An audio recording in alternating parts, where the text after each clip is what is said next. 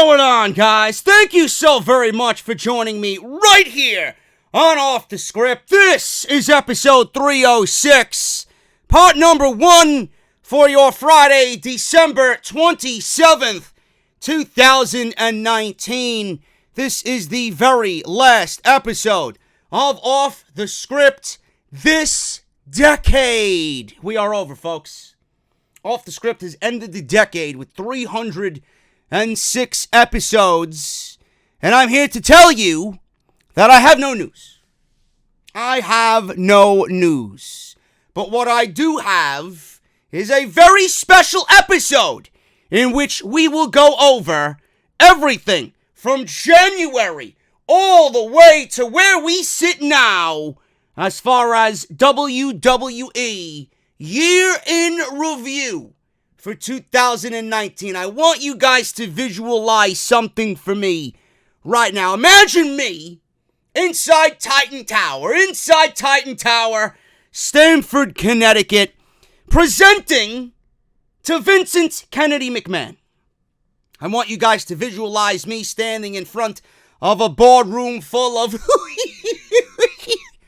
bunch of guys like that, pencil-necked fucking geeks, yes men, by Vince McMahon, appointed by Vince McMahon himself, me doing a presentation on WWE's Year in Review.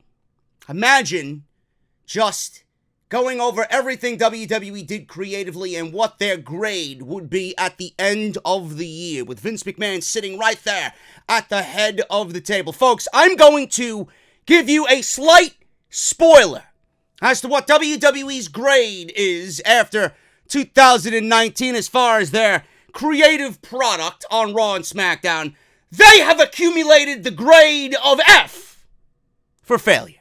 Now, I'm sure you know this already. This is no surprise to anybody watching this show.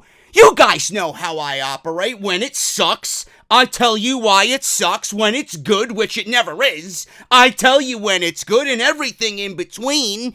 But they got the grade of F for 2019. F is for failure. F is for failure. Now, if I could go any lower, I absolutely would, because they deserve every bit of backlash that they have coming to them when everybody in the community starts doing these best of and year in review type videos. I will not hold anything back. You guys know how I operate. And 2019 was the worst creative year in the history of WWE. And I mean that wholeheartedly, man. I mean that with every fiber of my being. I've been watching this product since I was 4 years old. I will be turning 38 on February 6th.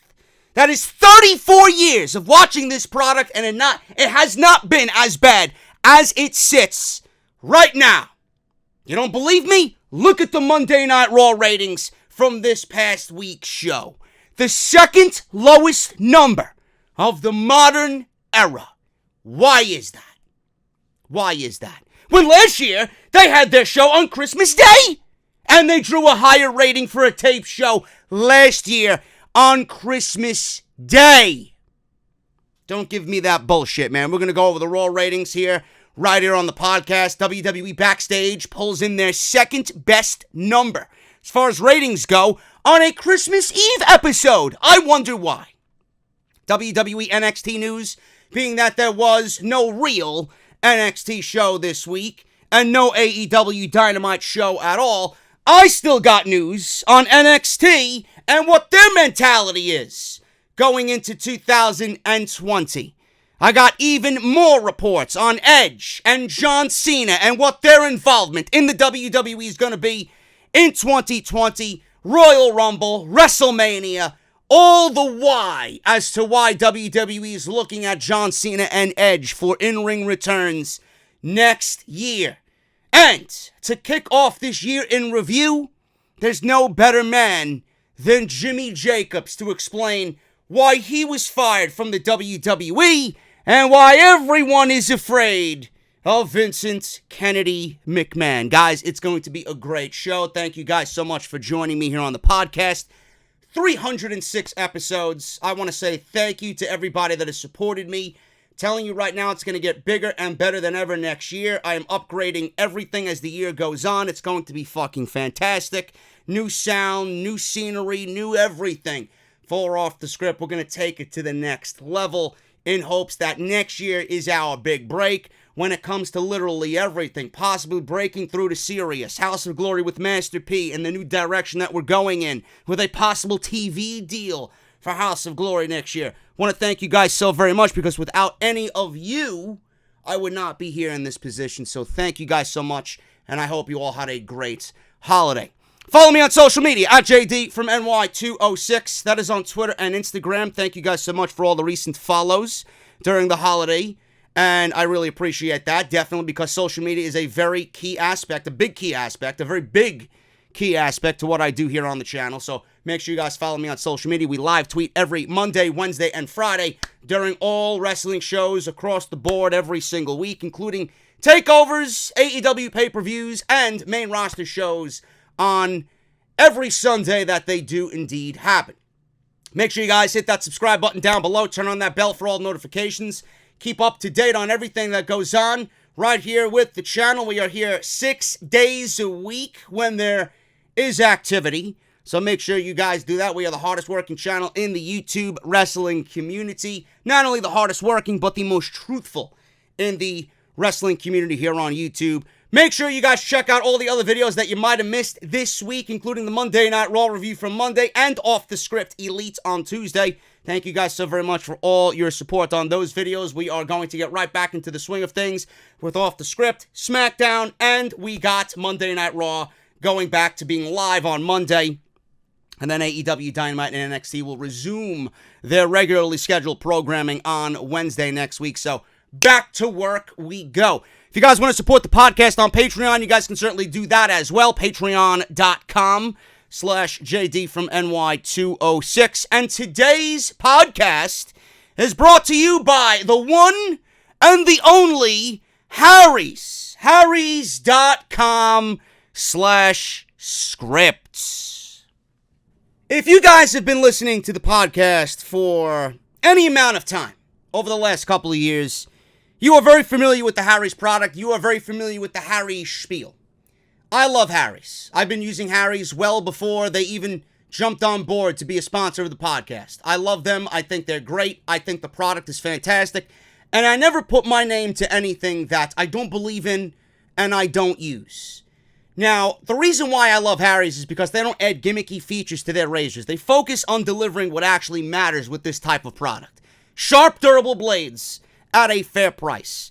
I always get the question, JD, why do you love Harry's so much? Why do we hear about Harry's all the time on Off the Script? I have very sensitive skin, and it's something that I've always had a problem with when I've used other competitors out there in the market. I use a Harry's blade. I never get any irritation. I never get any redness. I never cut myself, and it's always the closest shave that, honestly, I've ever had. And that's the reason why I love Harry's so much. Now, Harry's is a return to the essential. Like I said, quality, durable blades at a fair price. They are just $2 per blade. They cut out the middleman. They manufacture their own blades in their German blade factory that's been honing precision blades for nearly a century, which means you get incredibly high-quality blades at factory direct prices. Harry's is also super convenient. Their blade refills are delivered directly to your door on your schedule with or without a subscription. And there's no risk to you for trying them out. If you don't love your shave, let them know and they're going to issue you a full refund. Listeners of my show can redeem their Harry's trial set by going to harrys.com/script. What you're going to get in the box is the following. You're going to get a razor handle with an easy grip, 5-blade razor with a lubricating strip and a trimmer blade, rich lathering shave gel with aloe to keep your skin hydrated, and a travel blade cover to keep your razor dry and easy on the go. Guys, start the new year off right. Never mind the New Year's resolutions. Forget that. Forget going to the gym. Start shaving better in the new year. The only way you can do that is with Harry's. Harrys.com/script. Oh, it's bad, folks. Oh, it's bad. And I don't mean Harry's. I do not mean Harry's, man. I mean the Monday Night Raw ratings. Brings a smile to my face to see the ratings that they were this week. Brings a smile to my face to just feel validated every single week. That my opinion is justified at the end of the week. I don't need to sit here and go over an entire discussion on why Monday Night Raw sucks. We'll save that for the end of the show. I don't need to sit here and tell you how exactly Monday Night Raw feels every single week. You could watch me every Monday night and get my opinion on Monday Night Raw. The show largely remains unchanged after efforts to make the show feel better, to make the show different as far as presentation and what they're offering. Nothing feels different, nothing looks different when it comes to Monday Night Raw. I don't want to shit all over Paul Heyman. I really don't. But the fact that he is a part of this sinking ship, he has to get blame for what we're seeing on the show. Yes, there are efforts, there are strides to make things right, but at the end of the day, do you honestly expect any type of change, any sort of change to be implemented on this show with Paul Heyman's DNA all over it?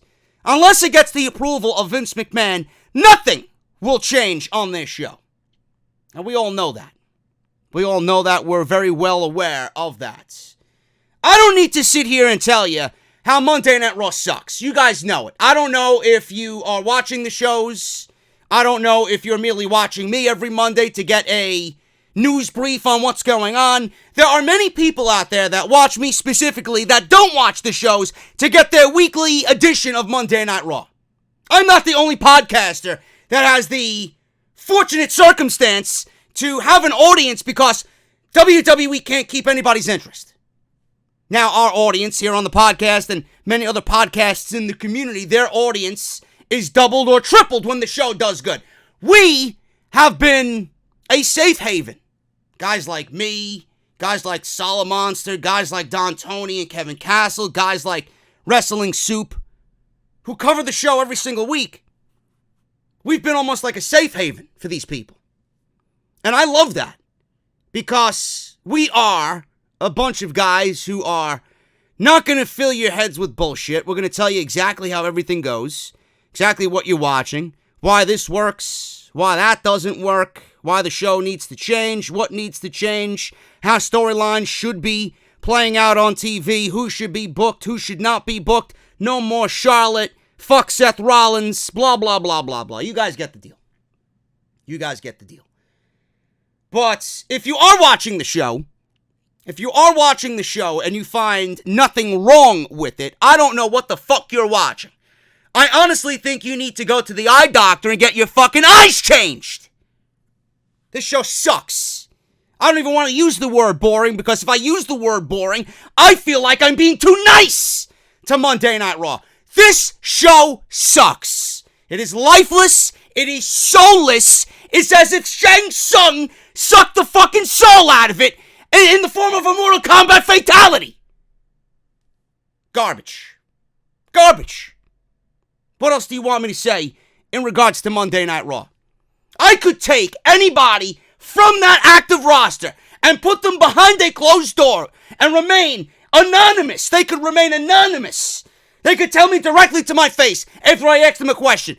What do you think of Monday Night Raw in its current state? I guarantee you 100% of the roster right now on that show would tell me the same fucking thing. Lifeless and boring. Guarantee you half of them don't even like to show up to work. Because the show sucks. Now, this week's Monday Night Raw, I don't want to hear the bullshit that it was a taped show. I don't want to hear the bullshit that, it's the holiday. I don't want to hear excuses. What the fuck were you doing on December 23rd, 2019? Where were you? Were you with family? What were you doing with your family? Drinking eggnog? You're around the Yule log? Telling Christmas stories of fucking yesteryear? What the fuck were you doing? Give me a break. Nobody celebrates the holiday like that anymore, man. Where you sit down at the dinner table having a fucking Christmas ham, right, on the 23rd. Where the fuck were you? We got Christmas shopping to the wee hours of the morning. Where were you? No, you were home. You were home watching your favorite show on a typical Monday night. You were drinking your beverage of choice. You were fucking yelling at the wife to shut the fuck up so you can hear what Seth Rollins has to say that will be deemed unimportant anyway. The typical Monday night. You didn't watch the show. Why? Did everybody go out there and run towards the spoilers? What happened? If Monday Night Raw was so interesting the week before, then you would have watched to see what would have happened with Rey Mysterio and Seth Rollins in a first-time ever match for the United States title the very next week. But you didn't do that now, did you? You didn't do that now, did you? I did. You know what I watched? One of the most boring episodes of Monday Night Raw of 2019. How many squash matches did we see? Oh man, I'm clamoring for a fucking Rusev versus No Way Jose match that ends in fucking 60 seconds. Give me a break. Aleister Black and Buddy Murphy trading wins over jobbers. It's exactly what I see. What else did I see? A United States Championship that Seth Rollins seemingly doesn't give a shit about. A United States Championship that WWE doesn't even give a shit about, because if they did, they wouldn't have wasted an hour of our time last week only to give us Seth Rollins this week and still give us a no decision. Yet I'm supposed to sit here and praise Monday Night Raw. Right? The ratings are what they are. The ratings are warranted. The ratings are deserved at the end of the week. Monday Night Raw Holiday Edition, quote-unquote holiday. It's the 23rd. There's no fucking holiday. Draws the second lowest number of the modern era for Raw. Good. When I seen Bryan Alvarez tweet this out, I smiled. Closed my phone. There you go. And I laughed like fucking Santa Claus on the 26th. Ha ha ha ha. My work is done here. There you go. Hope you're fucking happy with your presents. This week's Raw averaged 1.84 million viewers. It's down 10% from last week's non-holiday modern era low. How many times is that this year? Celrex, we gotta make a new graphic, bro. How many times? How many times? The wheel keeps spinning round and round and round. 99 bottles of fucking shitty ratings on the wall. The only Raw in modern history that this show didn't beat was last year's Christmas Eve episode. That did 1.78 million viewers. There you go. The Minnesota Vikings versus Green Bay Packers NFL game did 13.57 million viewers. Oh my God, that's the reason, man. No, it ain't. No, it ain't. It's not. But everybody's going to go to that. How many games this year did that same exact rating or better? And Monday Night Raw still accumulated the same fucking rating. How many games did less than that and Monday Night Raw accumulated the same fucking rating? It's not the football. It's not the football. It's the product. Get it through your fucking skulls. Raw, to give them some credit, which is barely any, it's like a fucking morsel. Raw was 12th for the night, and aside from NFL-related programming and news shows, it only fell behind one other show, the Holiday Baking Championships on the Food Network, which did 1.8 million, or 1.87 million viewers. So, the Holiday Baking Championships on the Food Network, where you could watch some fat slob named Edith bake me some fucking, snickerdoodle cookies with some fancy fucking design, she beat out Monday Night Raw. How fucking sad is that? How fucking sad is that? Paul Heyman could look at this show and just attribute this to his overall reign as executive director of Monday Night Raw. I lost and accumulated the second lowest modern number, or the second lowest rating of the modern era on Monday Night Raw, and I lost to fucking Edith making snickerdoodle cookies on the Food Network. How the fuck do you explain that to Vince McMahon and the board of directors, huh? Or maybe Vince McMahon is gonna blame himself, right? Yeah, right, like Vince McMahon's gonna blame himself. That's why I fired Eric Bischoff for SmackDown's woes, right? Give me a break, man. This show is a fucking comedy act unto itself. It is hilarious. It is absolutely hilarious. I wonder what half the roster thinks. Seriously. Unreal. Now, in the 18 to 49 demo, aside from NFL-related shows, Raw finished only behind one episode of Love and Hip Hop Hollywood on VH1. The record low aspect was expected to be, a thing going into this thing, but not a decline at this level. Still, it's a 1 week, of Raw that was taped after the show went up against a huge football game. As far as the first and third hours, which were normally, in the level in which they should be, the women, 18 to 49, dropped 22%. Men, 18 to 49, dropped 10%. Teenage girls dropped 8%. And teenage boys increased 17%. While over 50 fell 12%. The 3 hours were 8 p.m., 1.96, 9 p.m., 1.86, and the 10 p.m. hour, folks, a whopping 1.69 million viewers. That just goes to show you that the Raw that we seen on Monday was fucking garbage. How many unimportant matches did people really give a shit about? How many of you stayed to watch Mojo fucking Rawley on Monday Night Raw? How many of you give a shit about Eric Rowan squashing another jobber with candy canes sticking out of his ass crack? How many of you guys give a shit about Aleister Black and Buddy Murphy squashing jobbers only to see Buddy Murphy squashed by Aleister Black in the end? Tit for tat. How many of you enjoyed seeing Rusev battle No Way Jose in a Match of the Year classic on Monday Night Raw? All the while building towards a first ever match between Rey Mysterio and Seth Rollins that obviously in the main event slot did not deliver as usual with the WWE Raw main events. Man, what a showing for this show. I am so fucking gleefully happy that Monday Night Raw accumulated this rating. Will it change next week? Probably not. Will there be a sense of urgency going into next week's live show? Probably not. Are we ever going to get Monday Night Raw back to what we need Monday Night Raw to be? Obviously not.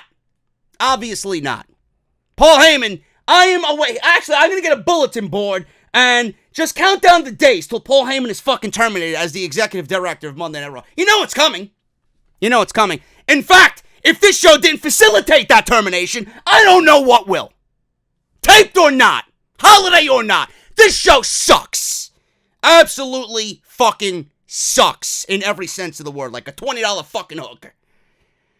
WWE Backstage pulls in the second best viewership since the show debuted. You want to know why it was brought up from the week prior? Because Alexa Bliss wasn't there. Who, by the way, is getting her own fucking podcast. You believe this shit? They're giving this woman bandwidth to have a fucking podcast of her own. What is she going to talk about? Huh? Her gymnastics? What is she going to talk about? The fact that she's such a hard-working fucking women's wrestler, right? The fact that she doesn't tag in during tag team matches? The fact that she sits on the apron and waits for a fucking tag and never gets the tag? The fact that she comes in and does nothing more than Twisted Bliss? Oh my god. My goodness, man. What is she going to talk about? If she dedicates the podcast, which, by the way, I got to reiterate, is a waste of bandwidth, she talks about coffee on her podcast and the different types of coffees that she does enjoy, maybe I'll give it a listen. But other than that, who the fuck is going to go out of their way to listen to a podcast by Alexa Bliss? My goodness, man. You know what? I'm actually going to listen to the podcast. I'm going to use it as a sleep aid at the end of the night because I haven't been sleeping well at all. I'm going to put on her podcast and I'm going to use it as my cure for insomnia. There you go. At least she'll have a reason for being on the air as it comes to this viewer. There you go. WWE Backstage pulled in 153,000 viewers this week, minus the Alexa Bliss appearance like it was last week. That's why they were up, because Alexa Bliss wasn't on. She's actually a killer of ratings, just like she killed the women's division. Last week's viewership didn't even crack 100,000. So last week they did 95. This week they did 153,000 viewers. This was their highest rated regularly scheduled show to date since CM Punk's first promoted episode. This episode with Punk on it brought 180,000 viewers. Now, I don't remember what the show was. I didn't watch on Christmas Eve. I mean, who the fuck was? 153,000 idiots. I do think it was a year-end award type show, and they were giving out, like, who they thought was match of the year and superstar of the year, shit like that. So I could see why people would be interested in hearing their no-frills edition of that type of show. So we'll see what happens with WWE Backstage going into the future. More Punk, please. More CM Punk, because the show is only watchable when CM Punk is actually on WWE Backstage. Now, there was no AEW Dynamite and NXT ratings, but I do have some NXT news. NXT nixes a change that has been heavily rumored for the brand after beating AEW in the ratings.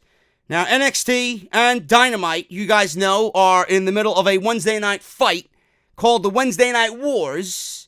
But All Elite Wrestling, we all know, comes off as the bigger product because they are in front of a much larger audience every single week. Not by much. You know, their audience dwindled from the 12,000 that was episode 1 to maybe, I don't know, 1,500, 2,000 people on Dynamite now regularly. They're not filling out the arenas that they're in like they expected to. NXT has 500, 600 people in Full Sail max every single week, so it's not by that much. But NXT, after the week 1 shows on October 2nd, they looked at AEW, and the first thing in their minds was, we got to get the fuck out of this building. We got to get out of Full Sail. They were very, I would say, thrown off as far as watching Dynamite and how big it came off on TV. And here we got a WWE product, and they're not really going to be able to stand up to AEW if they're going to be doing those numbers. Now, obviously, AEW didn't do those numbers week after week after week. They dwindled, just like we all knew that they would. But NXT's mentality was, we got to get the fuck out of this building because we won't be able to stand up presentation-wise against AEW if they're going to be pulling those numbers. Now, WWE is booked at Full Sail every single week, and they're booked through Full Sail in the upcoming year all the way through March. So, Full Sail will be a WWE thing through at least March. So, there was talk of going out in January, going through March, and WWE was going to split the time between Full Sail and some larger venues through January and March until the contract with Full Sail came up, and WWE was going to be exploring other bigger venues for NXT on a weekly basis. So now that they're not losing the ratings, and they've beaten AEW a couple of times in the ratings, and it's not an embarrassment that WWE thought it would be, like in week 1, they feel like they don't need to move NXT out of Full Sail now. So if it was still AEW beating them in the ratings every single week, if NXT did not get those couple of victories in the ratings over the last couple of weeks, it would be a completely different story. They would probably still be talking about moving NXT out of Full Sail. So Vince doesn't like to lose, but the fact that he actually did get a couple of victories, they might be holding it off for a little bit. And I'm glad that they are. Right now, they're not blaming the venue because they're doing okay as far as a numbers perspective goes. So that's what Dave Meltzer said about NXT, Full Sail, and then moving out of Full Sail University. Now, we could always see what I talked about on Tuesday when I did AEW Elite. Eric Bischoff actually spoke about AEW and them. They really shouldn't be putting too much emphasis on the ratings. Neither should NXT, to be quite honest with you. Because both of these shows are starting from scratch. NXT's been on the air for 7 years. That's with the WWE Network thrown in there. They've been on the WWE Network since their inception. Now AEW comes along, NXT's moved to the USA Network, AEW's on Dynamite. They're pretty much both starting from scratch. They're both in new households, they're both in front of new eyes and new ears and new fans. So, with them starting from scratch, you gotta give them some time to marinate. You can't expect 1 million, 1.5 million viewers to watch these shows. They gotta develop trust, they gotta develop fans, they gotta develop, that sense of, oh my God, I need to watch this next week. They need to develop those characters to a point where people are going to watch at home and want to see them every single week. Because right now, you might not know who these people are. You're not going to really give a shit about a Darby Allin in 12 weeks. You're not going to really give a shit about an Angel Garza in 12 weeks. You're not going to give a shit about a Bronson Reed or a Cameron Grimes or an Isaiah Scott. You're not going to give a shit about a Roderick Strong in 12 weeks. You're not.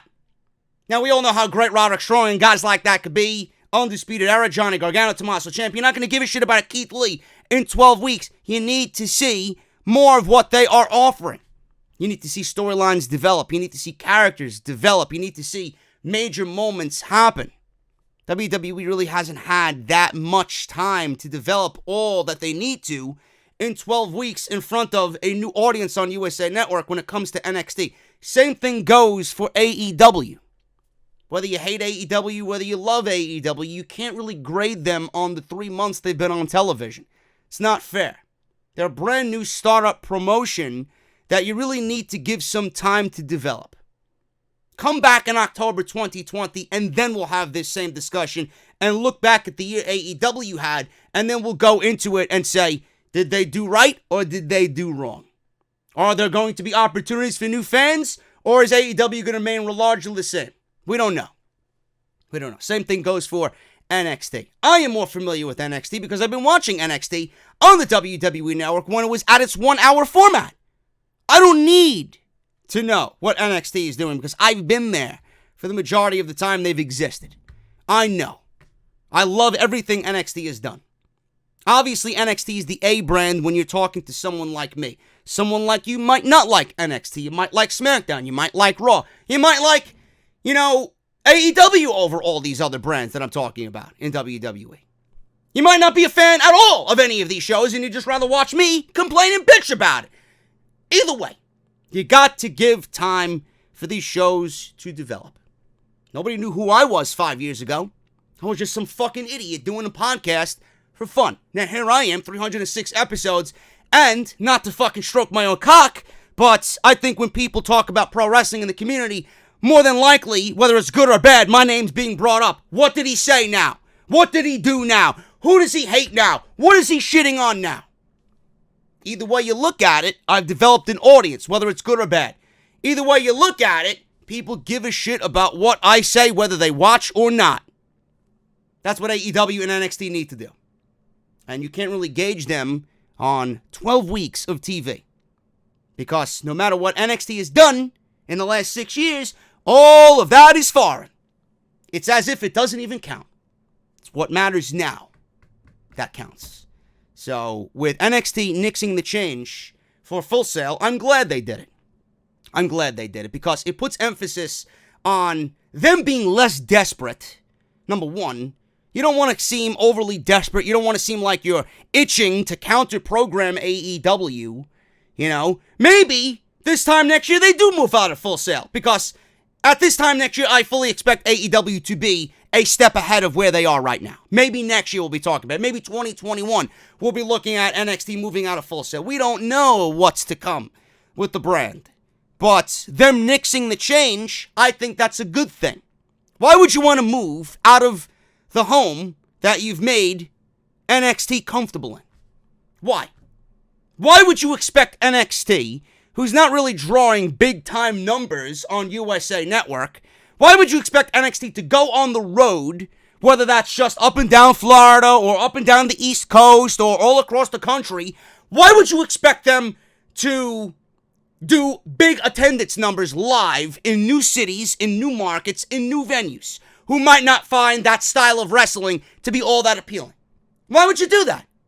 I would much rather keep it in front of 500, 600 fans who are vocal, passionate, loyal, dedicated, and loud every single week, and you know what you're going to get with those people. Then pull them out of there, put them in some fucking bumblefuck town like Alabama, somewhere in Mobile, Alabama. You draw 1,500 people, and they're quiet as a fucking church reception. Give me a break. Why would you want that for NXT? I would much rather keep them in front of the loyalists, the dedicated people that will show up and make that brand feel special. On top of that, you guys know I talked about it. If you pull NXT out of Full Sail University, how does that make the takeover shows look? How does that make the takeover shows look? The reason why you're in Full Sail, the reason why you've made Full Sail your home is because when you do these takeover shows and you do take over in front of 12, 13,000 people, it feels that much more like a spectacle. And why would you want some big fucking venue like Barclays Center for a regular NXT 2-hour TV taping? I want Barclays to mean something. I want TakeOver to mean something, being in that type of venue. And I want the takeovers to be the reason why you move Takeover or NXT into those types of buildings. I don't want weekly TV in those types of buildings. I don't. So I'm glad that they've nixed the change because it makes them feel and appear less desperate that they have to compete with AEW. NXT never had to compete with AEW. Never.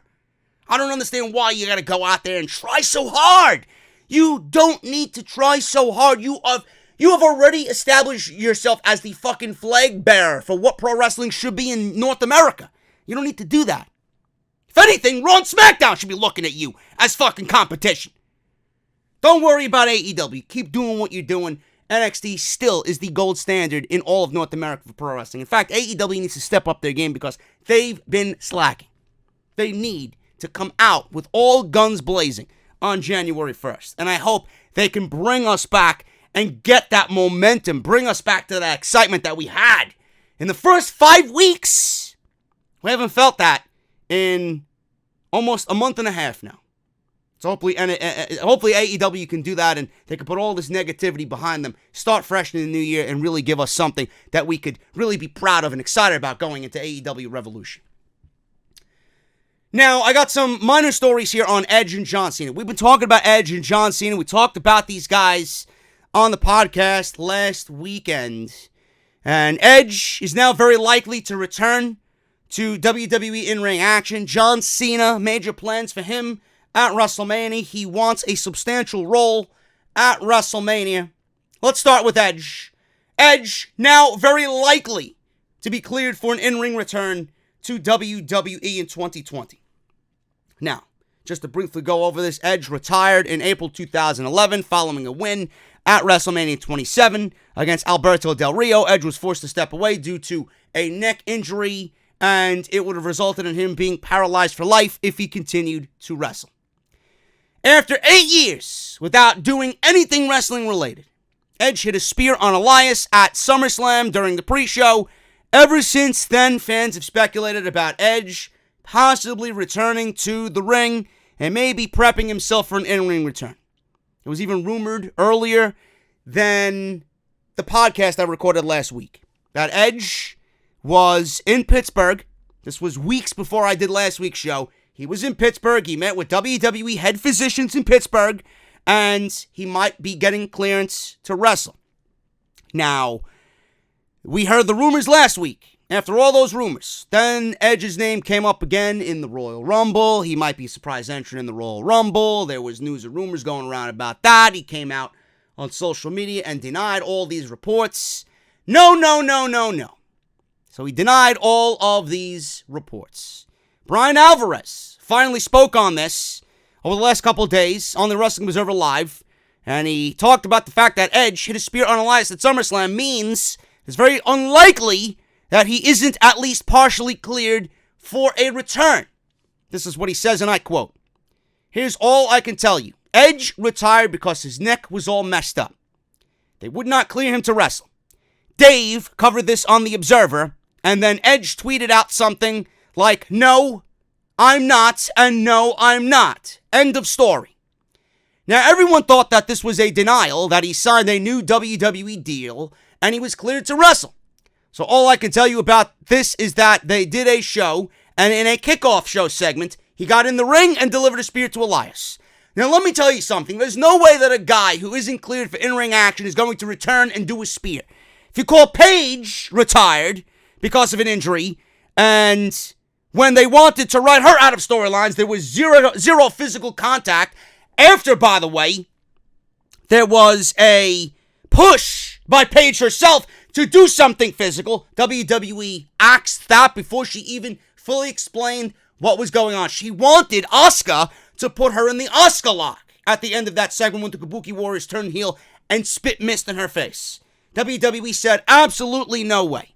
They wanted to write her out of storylines, and there was zero physical contact. Asuka blew mist in her face. She sat down and laid down, and that was the segment. They are not letting Edge deliver a spear unless he is at least given some clearance. Now, I don't know if he's fully cleared. I don't know anything about this. All I know is Edge did this, and it's what I was told, and there was a denial. End quote.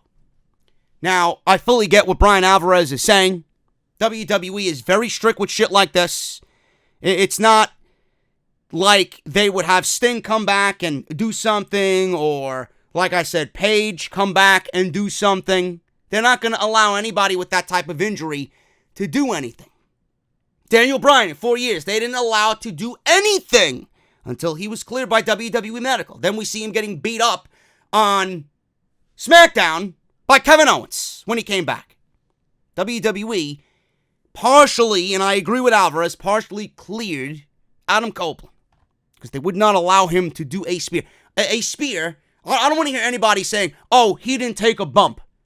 Edge took a fucking bump. He bumped the mat on the way down with Elias. He did something physical. If you don't think that Edge can injure himself and re-injure whatever the fuck is bothering him on that spear, you're an idiot. You're an idiot. They would not have allowed him to do that unless he was given the clearance to do that type of move with that type of impact. I do agree with Bryan Alvarez. Now, is he fully cleared? We don't know. We don't know. But I mentioned this last week in the follow-up to the original story I did on Friday last week. Why would he come out and automatically say, hi guys, if the recent reports that just came out in the Observer and various dirt sheets, they are indeed correct. I will be in the Royal Rumble and I will be a mystery entrant in the 2020 Royal Rumble. Now, why would he do that? He wouldn't do that. Obviously, the Rumble is the one time in the year where surprises are aplenty. Why would he come out and say, hey guys, I'm going to be in the Rumble, but find me when you can. What number am I going to be? Why would he do that? It's fucking stupid now, isn't it?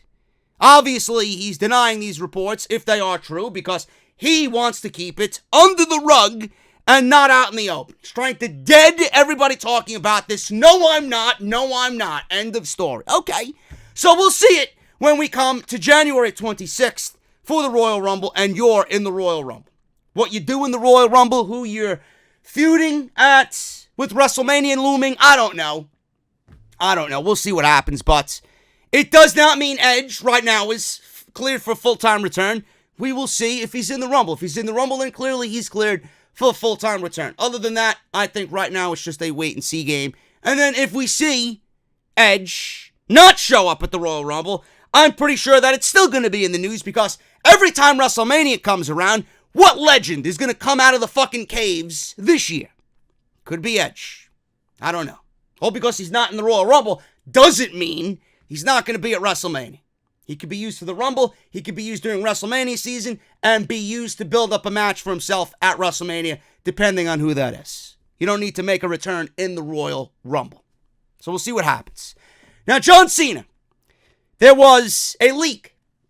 As far as John Cena goes, WrestleVotes said Cena wants to do something substantial at WrestleMania, just not a, hey, I'm here type of appearance. He doesn't want to do that. Cena was originally supposed to wrestle Lars Sullivan at WrestleMania 35. The storyline was supposed to kick off last January with Sullivan attacking Cena, but those plans were scrapped when Sullivan flew home after a bad anxiety attack. Now, Cena has told people that he has not shut the door on wrestling, that when he is needed, he will come back on a limited time basis. But he doesn't feel like his body can handle multiple matches per year, and he has a lot on his plate with movie and TV commitments. Now, the other reason that's been circulating in the news, this is why it's a addition to the original report. The reason why WrestleVotes said Cena wants something substantial, and another reason why Cena wants to do something at WrestleMania this year, is because he lives in Tampa.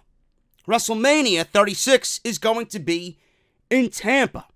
Sources indicate that Cena wants big plans at WrestleMania, and there are big plans in the works for him at WrestleMania, but nothing has been locked in yet. The match with Sullivan has been discussed as an option, but Sullivan will not be ready until after the summer of 2020, so that is off the table. I mentioned we could see Randy Orton versus John Cena, which I hope to God doesn't happen because that will undoubtedly be my bathroom break. Could not give two shits about that. We could see John Cena versus CM Punk. No better rival in Punk's career than John Cena, and vice versa. There's no better rival for Cena in his career better than CM Punk. Could be. Could be a one-match deal where Punk comes out of retirement and challenges John Cena again. Could be Edge. Edge is another opponent that is of epic proportions in John Cena's career. We could see Edge and John Cena battle each other at WrestleMania. We could see John Cena versus Rey Mysterio is another one for the United States Championship. That is, if Rey Mysterio is still the United States Champion going into WrestleMania. We can have an open challenge. You know, what a great idea that would be if Rey Mysterio doesn't have an opponent, which I don't see why that would be the case, because there are too many opponents for Rey Mysterio at WrestleMania. Could be an instance where we get Rey Mysterio not having a real challenge at WrestleMania. He's beating everybody on the way to WrestleMania, and we get an open challenge, and out comes John Cena, who was the one who did the open challenges the right way. In fact, when John Cena did the open challenges for the U.S. title, they were the best parts of WWE TV every single week. We could see that. Or we could see John Cena versus Bray Wyatt. And I mentioned this. There's no better way to bring John Cena back than a Bray Wyatt feud, because it seems like Bray Wyatt's running through all of his old foes. Everybody that's kind of changed him and molded him into the guy we see today, John Cena is at the head of that class. That match with John Cena at WrestleMania 30 was the one match that everybody always leans on as the end of Bray Wyatt. He never recovered from that. So what better way to bring that into storyline for WrestleMania? That would be perfect for John Cena. And that would be perfect for WWE TV. Take what the fans made a big deal, bring it to TV, throw that dose of reality into it, and off you go with a great storyline. Another one is Seth Rollins. I don't want to say Seth Rollins, but John Cena and Rollins had some great matches. With Rollins being this guy who thinks he is right on everything and he's doing what he's doing because he's right and he wants to lead by example, John Cena led a career for 13 years by leading by example. He was the exemplary fucking athlete that WWE leaned on for 13 years. He was the fucking tried and true for this company. And if Rollins is going to continue with this type of spiel and gimmick, John Cena and who he is and who he was for the WWE could be a perfect foil for Seth Rollins. So we'll see what happens. But being that he lives in Tampa, more than likely, John Cena is going to have that major something at WrestleMania. We just don't know what it is. So those are the plans. Those are the latest reports on both John Cena and Edge. I've been following these stories very carefully. If you guys want any more, obviously I will keep you guys updated right here on Off the Script. Jimmy Jacobs. You guys know Jimmy Jacobs. Fired because he took a picture with Cody, Matt, Nick, the Elites, outside of a Raw taping, I believe in San Jose. So he was fired the very next day for posting this photo on Instagram. Former WWE writer Jimmy Jacobs did a recent interview with Jordan Garber. Don't know who he is, don't give a shit. But Jimmy Jacobs explains why everybody in the WWE is afraid of Vince McMahon. Now, during the interview, he talked about being scared of WWE Chairman and CEO Vince McMahon and why everybody is scared of Vince McMahon. This is just one of many stories. You know, there are so many stories out there documented on people's time working for WWE Creative and what it's like to be around and work with Vince McMahon in a creative aspect for Raw or SmackDown. This is just one of many stories, and this is Jimmy Jacobs' story, being that he was asked this question by Jordan Garber. This is what he had to say, and I quote, "When I first got to WWE, I wasn't scared of Vince. I just thought, he's a dude. Maybe a billionaire, but a billionaire dude, and everybody was scared of him, so I was asking, why is everybody scared of Vince? After working there for a month or two, I see why everybody is scared of him. So I spent the majority of my time there basically scared of Vince and ultimately afraid of losing my job. It wasn't until the last couple of months of my time there where I was so sick of feeling tied and boxed up that I wasn't scared of getting fired anymore. Which is why I spent most of my time, there doing. He spent a lot of his time scared that he was going to get fired. Maybe I would have lasted longer if I wasn't scared of Vince. It's his sandbox. He's just letting you play in it. Doesn't really tell you why he was afraid. He didn't really explain why he was afraid of Vince McMahon and why he was afraid in a creative aspect. I don't know. But it goes to show you, it's kind of vague that Vince McMahon is the end-all be-all, that no matter what you do, what you say, how good of a job you do, Vince is always going to override you. And it goes to show you that Vince is running a train full of people who don't want to be there.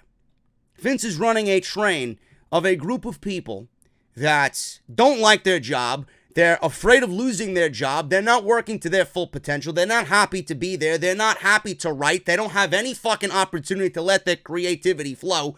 And it all ends with Vince. If you have unhappy people working for you, what makes you think you're going to get happy results back? If you have all these people unhappy and scared and afraid of you, what makes you think your shows are going to benefit from that? Vince apparently doesn't need anybody. Vince apparently could do this job on his own. Then why even hire these fucking people? Why give these guys an opportunity to be on your payroll? Why pay them if you're going to just go back and do everything on your own anyway? This is why Jimmy Jacobs got fired. He didn't give a fuck anymore. He posted a picture with the Elite, knowing that he would get in hot water. He was maybe tempting fate. Maybe I'll get fired. Maybe I won't. And he got what he wanted because he wasn't afraid to get fired anymore. So he posted the picture. He got what he wanted, and he was let go. This is the WWE way of thinking. They are happy to be there. They're excited to be there. Then they become afraid. Then they don't give a fuck about being fired anymore because they want to be fired because they're unhappy in the fucking place that they're working in. Then they go and do something like he did, and he doesn't give a fuck. He doesn't give a fuck. Now it's on his resume about being a part of WWE Creative. I was a part of Vince McMahon's creative team for so-and-so years. That's all people are using WWE for, a fucking asterisk on their resume. And that's not what I would want to be known as. Why would I even want to put myself through that fucking struggle and unhappiness and work for this guy if I know nothing is going to amount from it? I don't know. That story was perfect to lead into what I want to talk about next. And that is the WWE in 2019. This was the worst creative year in the history of WWE. We're going to go over everything from January all the way to where we sit now, right here on the podcast. Don't go anywhere. We're going to get into this year in review. But first, guys, quickly, I want to go over another one of my sponsors here on the podcast, and that is Audible. audibletrial.com/offthescript. Audible has been another sponsor that's been with me for over 3 years. They've been with me for the majority of the time I've been here on YouTube. And they have been such a good friend and a good sponsor to the podcast. 30 days, once you sign up, 30 days of their service will be given to you for free.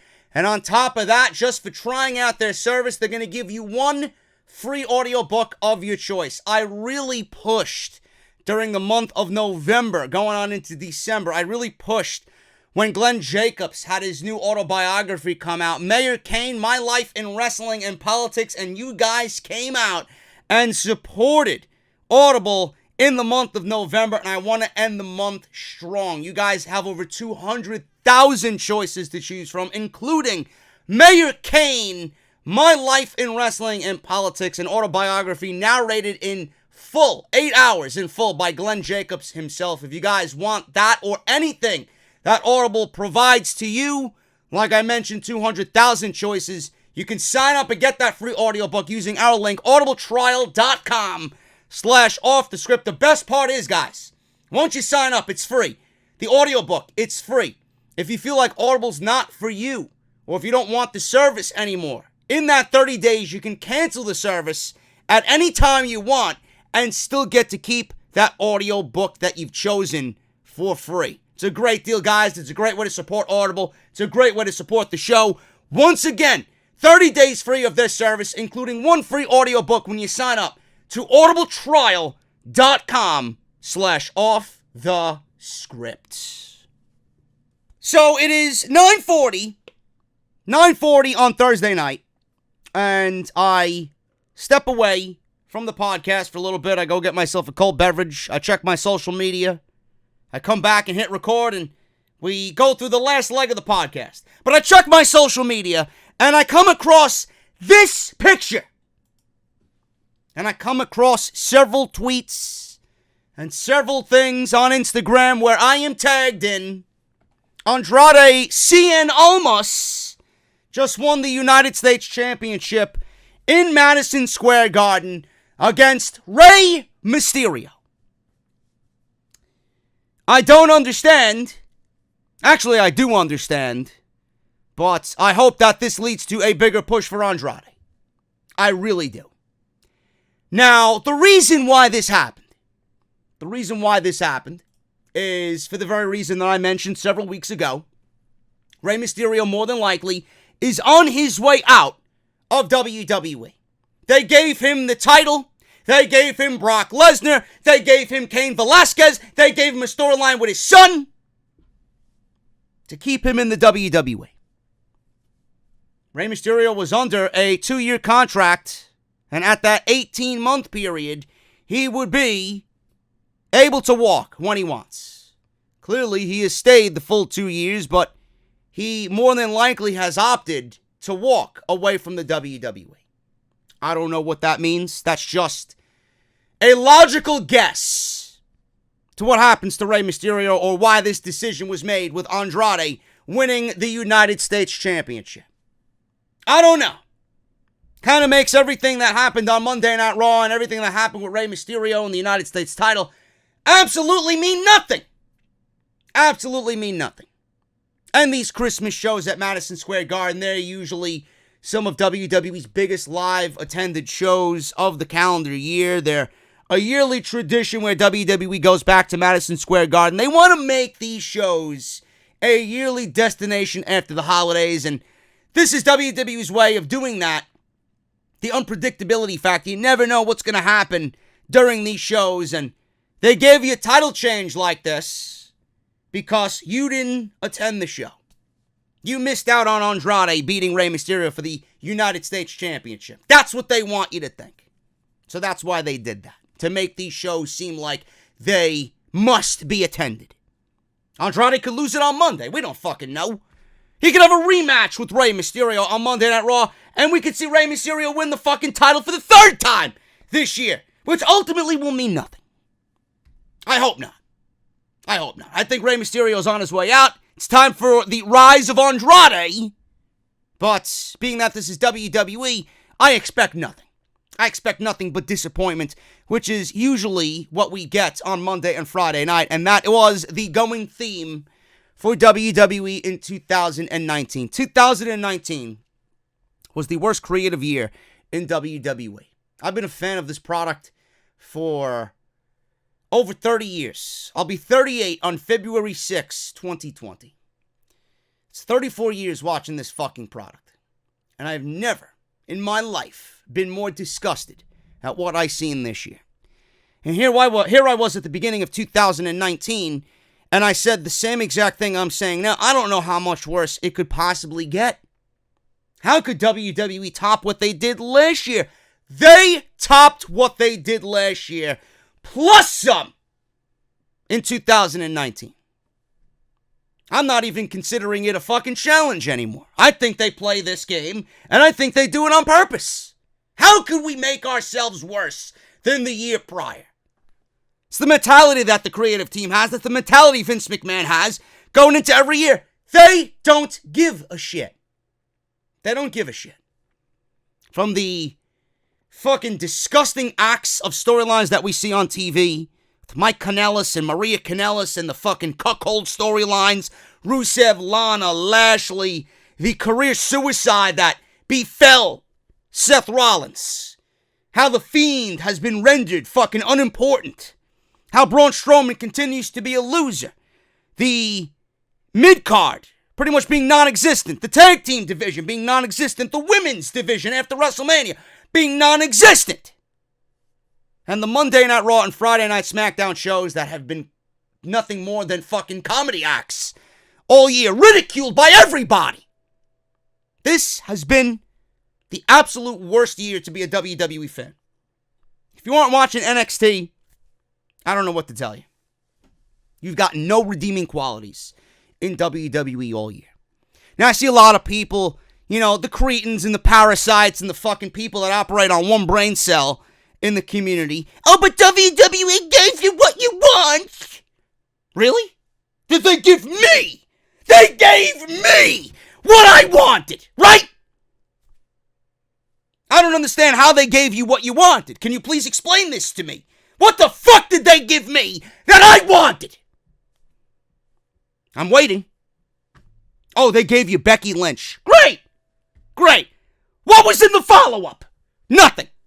They gave you Kofi Kingston. What was in the follow-up? Nothing. Great! They gave you Seth Rollins. Not once, but twice! And what did they do? They fucked him up in the same way on both occasions! That's what I wanted, right? That's what I wanted, right?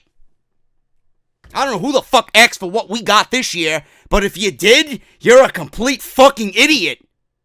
The Rollins I wanted died in 2018. They fucked him up on purpose. I'll say it every single fucking time. I don't know who the fuck this Seth Rollins is. I know he ain't the 2018 version of Seth Rollins because I know that Rollins is fucking laughing himself to the goddamn bank. This Rollins is bankrupt in 2019. This was a comedy show all through the year. And we're going to document that in what I got here from January to December. We're going to go over the year in review for WWE. Let me breathe, because there's things in here, folks, where I might go off the handle. Starting January, WWE, going into January of 2018, women's wrestling in WWE was at the forefront. We got Becky. We got Asuka. We got Ronda. We got Charlotte, right? Sasha and Bayley are doing their own little thing. We got Alexa Bliss, who I want to puke every time I see her on TV. Nia Jax. Give me a break. Oh my goodness, man. I'm getting fucking cold chills just thinking about her imminent return. WWE had the women main event TLC. WWE had their own women's pay-per-view in 2018 called Evolution. Was it needed? No. It was nothing more than a fucking pity party because they weren't allowed in Saudi Arabia. But WWE gave us Evolution, which, by the way, was not one of the best shows of the entire year. All because you're giving me Io Shirai and Toni Storm in 9 minutes for a Mae Young Classic final doesn't make it the best women's show of all time or the best pay-per-view of the entire year. You had a fucking show with Ronda Rousey and Nikki Bella in the main event. Spare me your fucking bullshit, please. Now, Charlotte and Becky had one of the best matches of the entire year. That was a 30-minute fucking all-out war between two women who were undoubtedly at the top of their fucking division and undoubtedly the forefront of everybody in that division to be in the first ever main event of WrestleMania. It was felt, it was anticipated, it was expected as the months rolled on. We see Ronda Rousey and Charlotte Flair at Survivor Series. Now, this was because Becky Lynch had her face broken. Nia Jax sent Becky Lynch not only to the emergency room, but right into WrestleMania's main event. Go fuck yourself, Nia Jax. I hope you never return. Botch Queen. They want to call Sasha Banks Botch Banks, but here we got Nia Jax breaking fucking people's noses. Anyway, on top of blowing out 2 of her ACLs. Good job there. We got Becky Lynch with a broken face. Obviously, it was supposed to be Becky versus Ronda at Survivor Series. I remember that SmackDown where Asuka and everybody else in the women's, which was laughable. Remember that episode when Charlotte and Ronda, no, not Ronda. Ronda was somewhere on Monday Night Raw. Survivor Series, you know, the typical Monday Night Raw SmackDown head-to-head.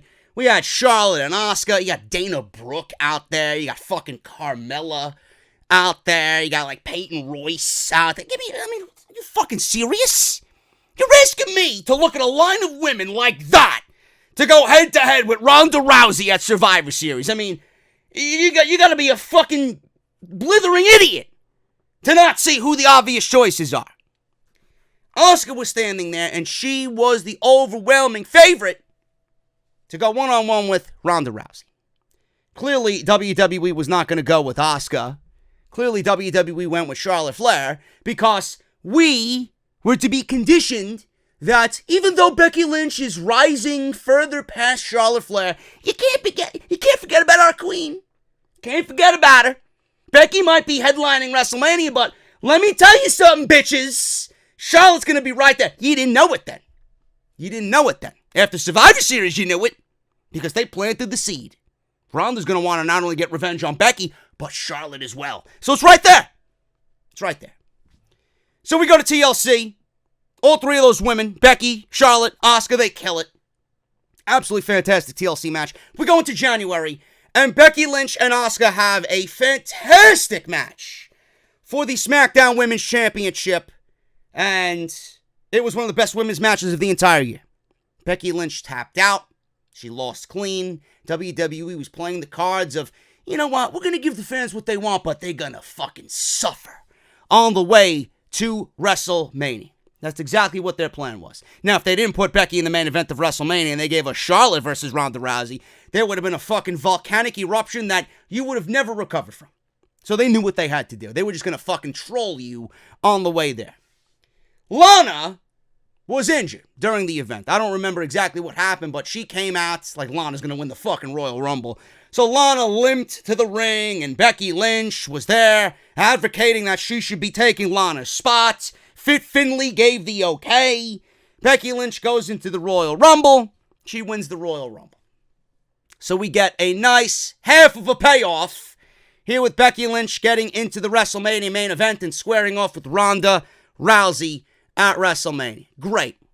They gave us what we wanted at the end of 2018 with Becky and Ronda Rousey finally being confirmed in that first pay-per-view of 2019 with the Royal Rumble.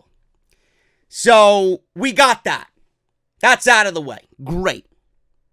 We got what we wanted there.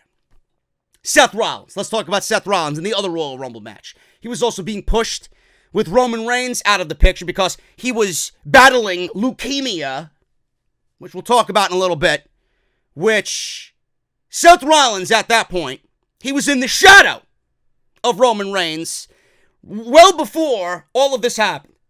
WWE had Roman Reigns beat Brock Lesnar at SummerSlam, and Lesnar was out of the picture. Roman was the man, right? And all through that time, Rollins was getting over on his own. You guys know the Rollins run in 2018. You guys know what happened. He was the hottest he's ever been. WWE was like, no. Whoa. Gotta put the brakes on that, bro. You can't be more over than Roman. What the fuck are you doing? So what they did is they took Rollins and they put him behind Roman because Roman won the title. And then they got the Shield back together.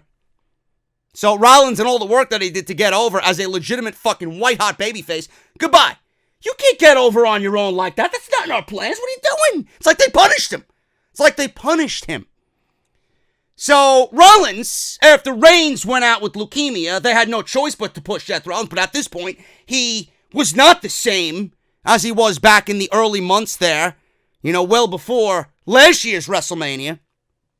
So he won the Royal Rumble, and we had two baby faces win both individual Royal Rumbles with Seth Rollins and Becky Lynch. Now that was a positive, even though they had no real choice in the matter between the two.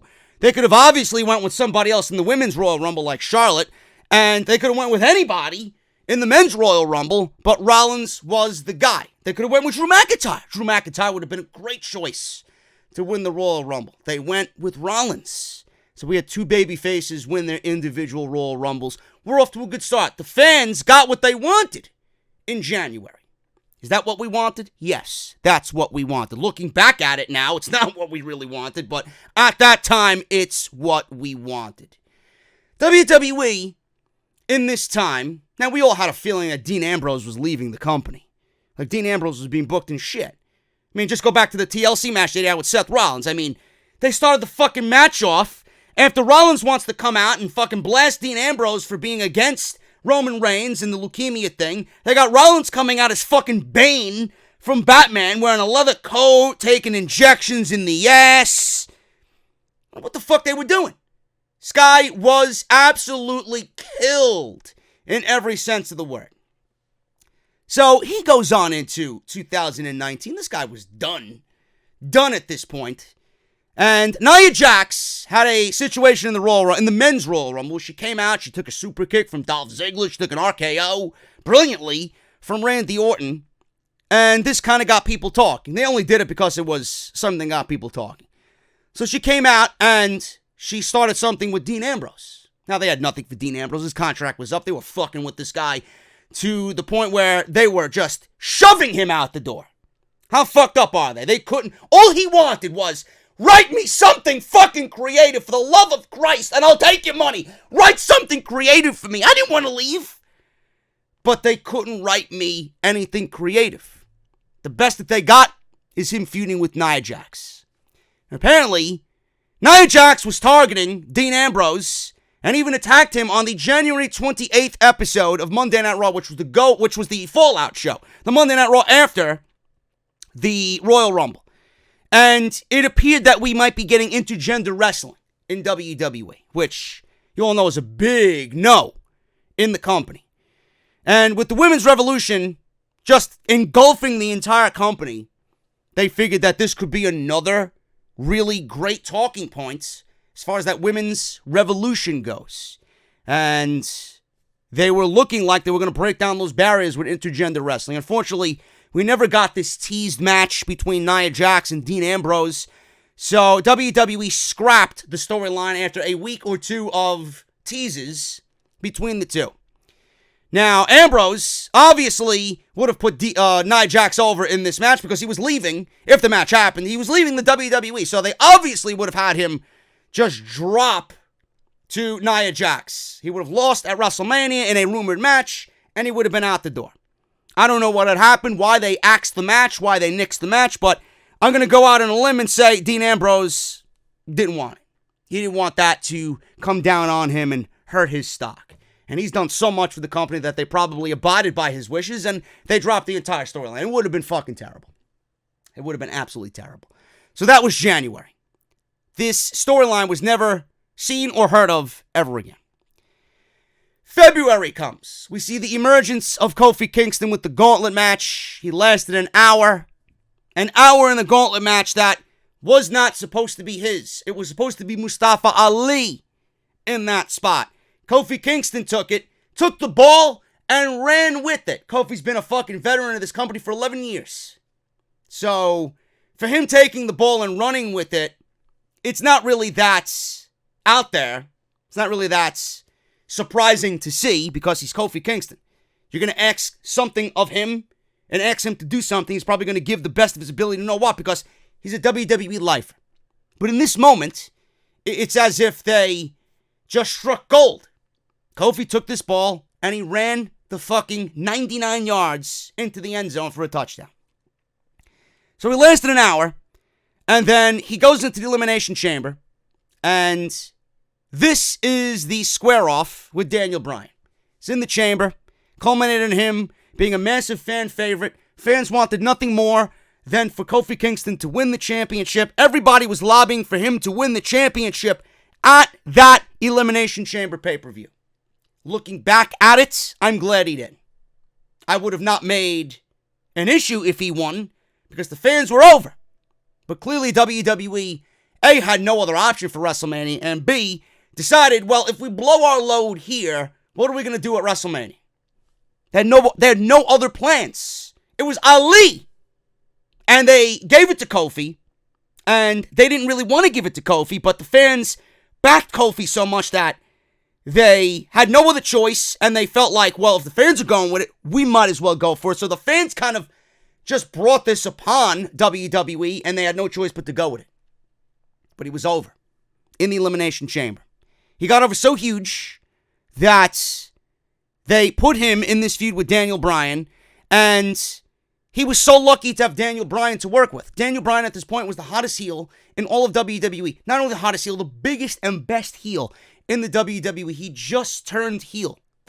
He was in the middle of this heel run where he was an environmentalist. He was paired with Eric Rowan, and it was just so brilliant that he came off as the best thing in all of WWE, bar none, as WWE champion. And he had creative control over what he did, what he said, and who he worked with. Now, if it hadn't been Bryan, I don't know who it would have been. Bryan was the best heel at that point, and if Bryan wasn't as hot as he was with Kofi Kingston. Or if it wasn't Daniel Bryan to begin with. I don't think it would have been as special as it ended up being for Kofi Kingston. So that was that. The rise of Kofi Kingston in February for WWE. They gave the fans what they wanted. Reluctantly, they had nobody else, but they gave in and gave the fans what they wanted. Did they listen? Yes. They gave the fans what they wanted. WWE introduced the women's tag team title, something the fans wanted, but at that point, we didn't need, and we still don't need right now. They figured, how can we further push this agenda as we go to WrestleMania? I know, let's create titles, tag team titles at that, for the women when we don't need them. We have no tag teams. We have no fucking plans for a tag team division. We have no division in its own right, period. And everybody that we use primarily is in the WrestleMania main event. That means WWE has to use people that they're not accustomed to using on TV, which you know they didn't want to use any of them. So they made these titles, introduced these tag team titles, and decided, how can we further push this agenda, this women's propaganda going into WrestleMania? It was to create perception of giving the women more opportunity, and they gave them to the right team at the Elimination Chamber. Sasha Banks and Bayley were the right team to win the quote-unquote first ever women's tag team championships. There was one negative to this, which was instead of a Sasha-Bayley feud that we had been teased with back in late 2018, where it looked like these two women were headed, they paired them up for this, which ruined that entire concept. But overall, I'm glad they went with these two because they were the right team to get these titles over. If you wanted to be serious about these titles, there was no better team about doing that than Sasha and Bayley. They could have put them on Nia Jax and Tamina because they were building them up as two monsters in the division, and I'm glad they didn't do that. That would have been horrendous. Nobody wanted to see that. Nobody wanted to see Nia Jax and Tamina, period. But giving them the titles would have been the death in the fucking division right from the get-go. Would have been the nail in the coffin, as I usually say. So that was that. Did we get what we wanted? No. I didn't need tag team titles. We still don't need tag team titles. But WWE, they made the best of it. They made the best of a situation that they did not need. They gave it to Sasha and Bayley. So we got January and February. Pretty positive so far for WWE. March. WWE forces Charlotte into the main event at WrestleMania because they couldn't fucking bear to have their queen not be a part of the WrestleMania main event. Even though she didn't deserve to be there, she didn't need to be there. And worst of all, Asuka is the one who suffered. Asuka suffered for Charlotte to get into the main event. This left Asuka off the fucking WrestleMania card. This left Asuka without a championship. This took Asuka away from that big moment where she beat Becky Lynch at the Royal Rumble. It left her in mid-card purgatory with nothing to do. Never mind mid-card purgatory. She was actually in fucking catering purgatory, which is worse than mid-card purgatory. At least in the mid-card, you'd be on TV. Asuka was not even on TV. They took the title off Asuka, who everyone thought deserved to be in that match with Ronda, with Becky, with Charlotte. Make it a fatal four-way. Was WWE going to do that? Of course not. Why would they do that? Why would they take shine away from Charlotte and Ronda and Becky by putting in Asuka, who Vince at that point had no intentions of pushing, no interest in pushing, even though in November, like I mentioned, she was the overwhelming favorite to be the choice to go against Ronda at the Survivor Series. Asuka got fucked. Creatively fucked did Asuka get. So Charlotte got into the main event. She won the SmackDown Women's Championship, and that was her way in. And WWE figured, you know what? We got to make sense of Charlotte being there, so we'll give her the championship. And then she lost the championship at WrestleMania anyway to Becky Lynch. So they fucked Asuka over just to get Charlotte in the main event of WrestleMania. Who asked for that? Who asked for that? if you go back on that night when that happened, they looked at the social media reactions, you know that WWE fucked up. You know that WWE fucked up. And adding Charlotte to that WrestleMania match didn't make it any more better than it ended up being. That was one of the worst matches of the year. So they fucked Asuka. They buried Asuka. She did nothing after that, and she did not get used until they paired her with Kairi Sane and created the Kabuki Warriors. So that was that. For the men, Drew McIntyre, who was the one guy on TV that was, man, he needs to be a world champion. It was Drew McIntyre. Drew McIntyre has that Randy Orton look. He's got the quintessential perfect pro wrestling body. He's got the look, he's got the size, he's got the in-ring ability, he's got the promo skill. The guy literally, Drew McIntyre is a fucking 5-tool player. I don't know how you look at that guy and not think world champion. I said it then and I'm going to say it now. At this point, I give WWE zero credit. At that point last year, I said if they don't book this guy in a major program for a world title and give this guy a world championship, creative needs to fucking walk themselves out of the building and fire themselves. That's exactly what they should have done. And here we sit today, going into 2020, and Drew McIntyre has still yet to have and hold a singles world championship. McIntyre was, or should have been, I should say, a massive heel on either Raw or SmackDown, but WWE's wasted him in mid-card feuds with Braun Strowman, teaming him with Lashley and Corbin, never held a singles championship on the main roster in this current run he's on. They feuded him with Roman Reigns and made the leukemia so much worse than it really was for the sake of a nothing storyline in a match that no one will ever go back and rewatch again. WWE made Roman's leukemia so much worse than it really was, and they made everybody sick of him being back already, feuding him with Drew McIntyre. I don't understand it. The underwhelming utilization of Drew McIntyre and bad creative booking. Who asked for that? I know I didn't. Did you ask for Roman and Drew McIntyre at WrestleMania? I know I didn't. Everybody wants to see him where he should be, at the top of the fucking mountain. What is taking so long? I don't understand it. Now we gotta sit through squash matches and see him assert his dominance again. What the fuck are you showing me that I don't already know? I don't get it. So much was not only that, Roman's leukemia, speaking of McIntyre, they paired him with Drew McIntyre. Roman and his leukemia was used in a poor attempt at sympathy by WWE because they felt that they could get a last push to finally get him over in front of the audience, and by March, he was already back on WWE television, t-shirts and fucking TV shows and Good Morning America and this and that, crying to the WWE universe how much of a hero he is. Meanwhile, how many times have we heard about it since? Nothing. This was an agenda from the get-go to make him into the babyface that they have desired for the last 6 years. Meanwhile, during his leukemia, he's off filming Netflix movies. He's off doing fucking Hobbs and Shaw, Fast and the Furious. He's fucking everywhere, in the gym, everywhere, except where he needs to be.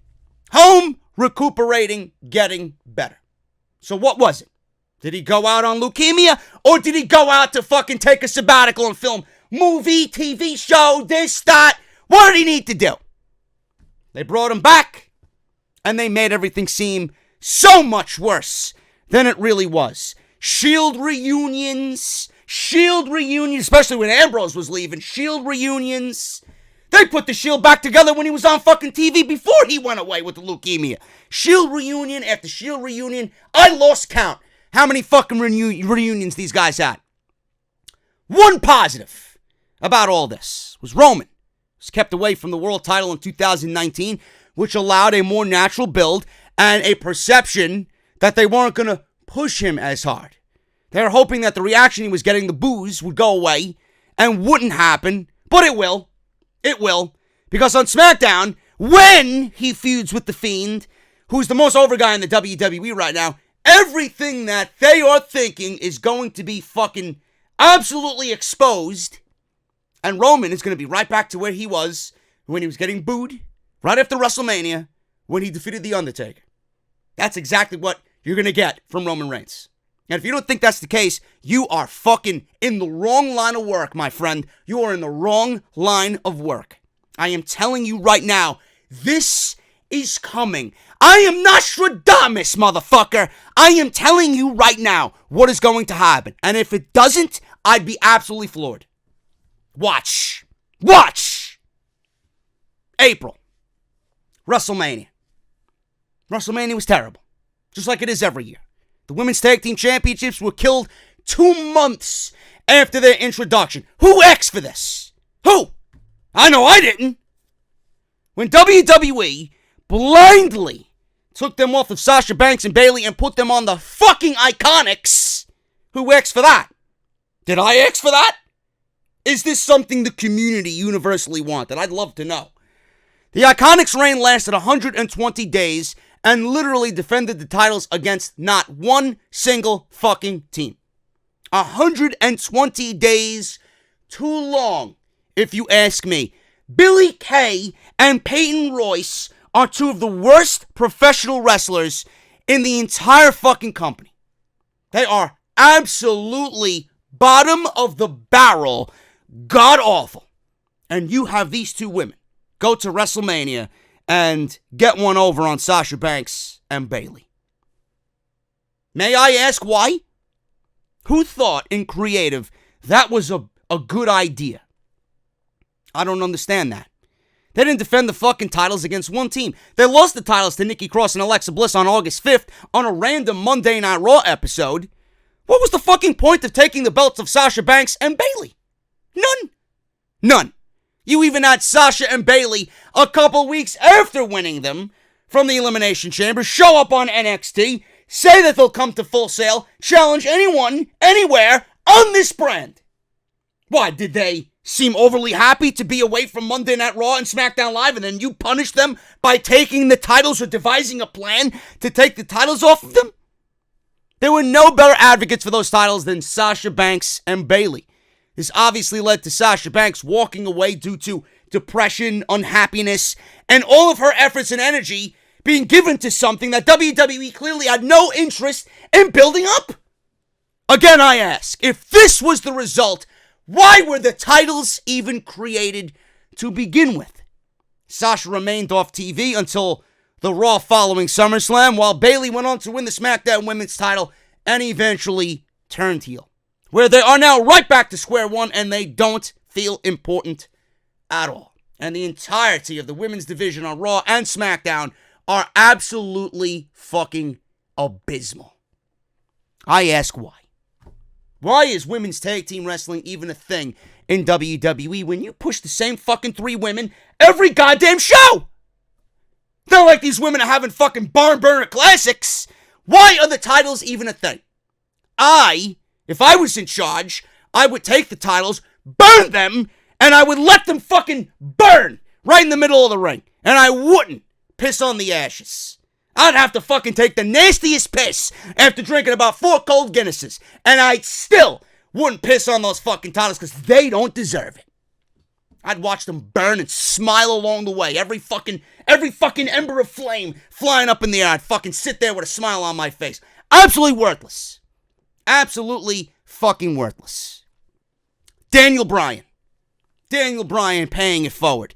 Really advocating for Kofi Kingston to win the title with this big moment at WrestleMania. Winning the WWE Championship, which was the best moment of WrestleMania in 2019. And easily the best storyline in all of WWE in 2019 on the main roster.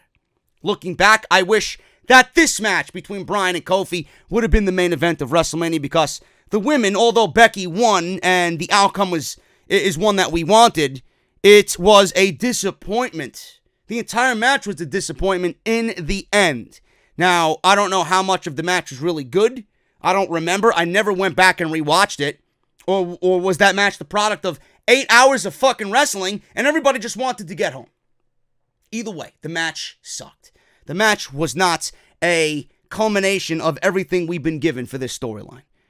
So that was that. Seth Rollins beating Brock Lesnar was what we thought we wanted at the time, but it was only smoke and mirrors. WWE went right back to giving the title to Brock Lesnar, rendering this completely fucking irrelevant, which we'll talk about in a little bit. Then Becky winning the SmackDown and the Raw Women's Championships. So we had all three babyfaces winning their respective championships, and as WrestleMania came to a close, we got all three of the babyfaces that we advocated for, Becky, Seth, and Kofi Kingston, winning their championships. The first time in seemingly forever that three babyfaces won all three of their major matches, and the fans got what they wanted coming out of WrestleMania. So it's not like WWE didn't give us at all what we wanted. This is where we see a steep decline in everything coming out of WrestleMania. On the May 6th episode of Raw, Vince McMahon introduced a wild card rule with specific stipulations.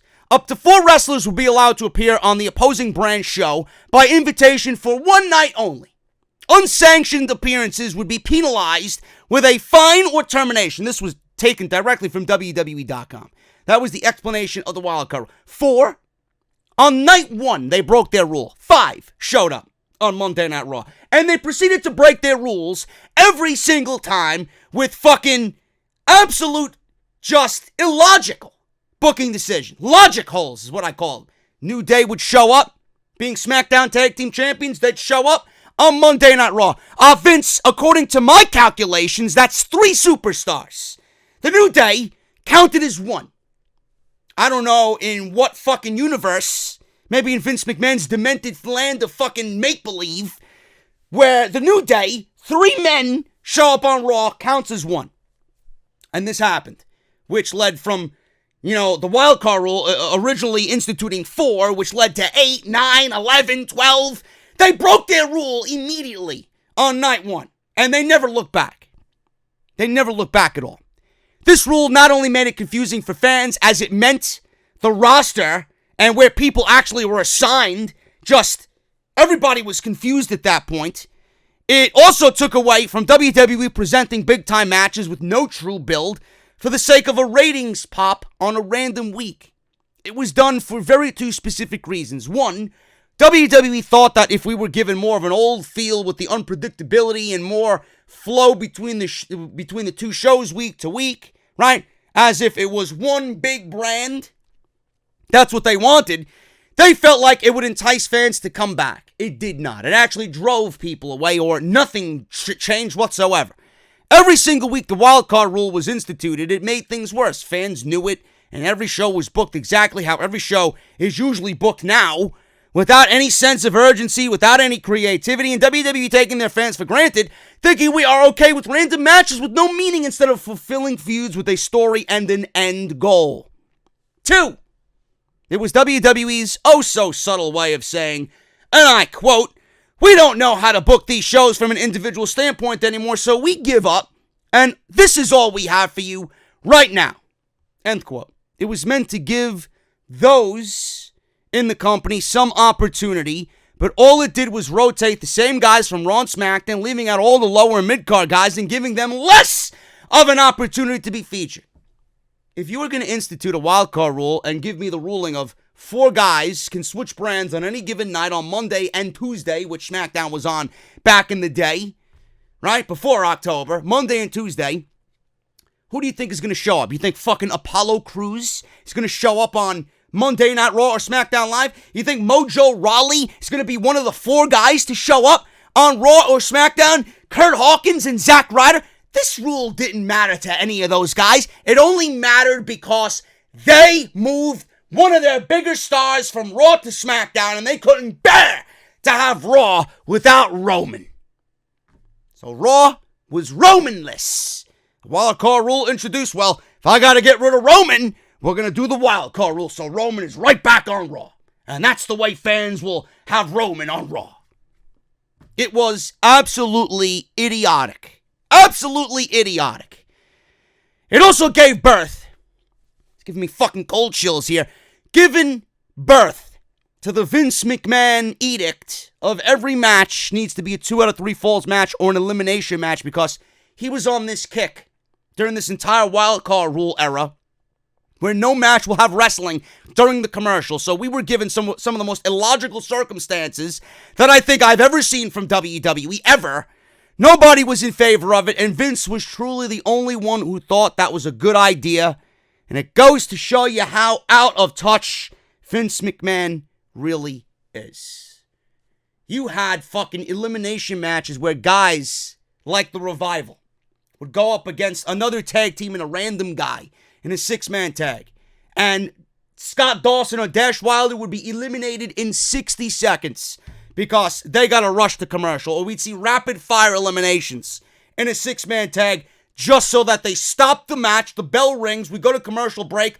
Comes fall 2. We go back to it. Commercial break. Come back. Fall 3. It was fucking god-awful. Absolutely god-awful. I don't know who in their right mind thought this was. I don't know why anybody in that company allowed this to happen for as long as it did. Nobody spoke up about this until Paul Heyman got involved as executive director, and this shit went away. In the summer months, we started to see less and less and less of it, and then the season premiere of Monday Night Raw came in October, and then we didn't see any of it. I don't believe we had to sit through months of this illogical garbage, truly making Monday Night Raw one of the worst shows on television, which today still is one of the worst shows on television. Coming out of WrestleMania, WWE did the right thing by putting Kofi, Becky, and Seth front and center, but in typical WWE fashion, they just leave everyone disappointed in the end. 2 out of the 3 have been complete, I wouldn't say successes, but 2 out of the 3 have been okay. Kofi and his run was okay. Becky and her run, listen, minus the competition aspect, she still deserves to be women's champion. Seth Rollins, though, on the other hand, absolute failure. Now, Kofi and his success, they pushed him as a credible champion, wins over Daniel Bryan, Kevin Owens, AJ Styles, guys like that. Samoa Joe is another one. Meanwhile, Becky Lynch had no one to feud with coming out of WrestleMania because Ronda took a sabbatical. WWE feuded Lacey Evans with Becky after they had legitimized Becky by beating Ronda. But because Lacey had just been called up from NXT because she was the flavor of the fucking month, long legs, blonde hair, big tits, perky ass, WWE's like, oh, look at this. Let's throw her in there. She's blonde. She's got big tits. She's got long legs. Let's throw her in there. No character development, no build, no backstory. And the one thing that stood out, just like everybody else, is the fact that she's fucking blonde. That's why she got the title shot right away against Becky Lynch. And on top of that, she was incredibly green in the ring. She was nothing in the eyes of the fans going up against Becky Lynch after Becky had beaten Ronda. So why would Vince expect me or you to look at Lacey Evans as legit competition for the first opponent coming out of WrestleMania for Becky Lynch? I don't understand that. Did he not think about that? Is he that fucking stupid? Seth Rollins, don't even get me started on this fucking clown. They put him in a feud with Baron Corbin, who the fans at that point genuinely did not like, and for the fucking wrong reasons. Baron Corbin has always been somebody who had go-away heat, even to this very day. His go-away heat. WWE's brilliant idea was to take both of these feuds, Becky and Lacey, and Rollins and Corbin, and pair them together by bringing Becky and Seth's relationship and engagement to TV. And this resulted in 3 months of WWE television riddled with this fucking storyline that nobody gave a shit about. Did you ask for this? Because I know if I ask Rollins and Becky if they asked for this shit to be brought to TV, the answer would be no. So did you ask for it? I know I didn't. In June. We now go to June. WWE, to further shit on their division and show us they had no plans coming out of WrestleMania, Becky defended both titles. The Raw title and the Women's title. Or the Raw title and the SmackDown Women's title in the same night. Lacey Evans, she beat. Nobody thought Lacey Evans was going to be a credible opponent anyway. She beat Lacey Evans. Then they give us a repeat of Charlotte versus Becky. Gave Charlotte her title back, which shows that WWE doesn't give a fuck how many title reigns they add to Charlotte's resume. As long as they get to that elusive number of 17 for Charlotte. And we get another useless title reign with Charlotte, only for her to drop the title in the same night to Bayley in 10 fucking seconds. Which Bayley won the Money in the Bank that same night, cashed in that same evening. With WWE doing this and giving Bayley the title in the same night, they then not only showed you exactly how much Charlotte didn't deserve to be in that spotlight at WrestleMania, they took the Money in the Bank appeal, the gimmick of the Money in the Bank briefcase, and ruined, potentially, 12 months of storyline because they would rather have shock value than long-term creativity. And then Charlotte goes on podcasts and conducts interviews. I don't give a shit what the fans want or like about my long title reigns or my lengthy number 10, whatever the fuck she said. Her 10 title reigns, every single title reign had meaning. And the title reigns had an end result. Really? How many title reigns does Charlotte have that you could go back and say are memorable title reigns? Zero. And Bayley's title reign was not a means to an end. They booked this week to week. They didn't give a fuck. And they did what they did because they don't have any creativity that could span 12 months. They'd rather get it out there and end it in one fucking night. And in this case, 10 fucking seconds. So that was that. Another negative for June. A lot of negatives in June, people.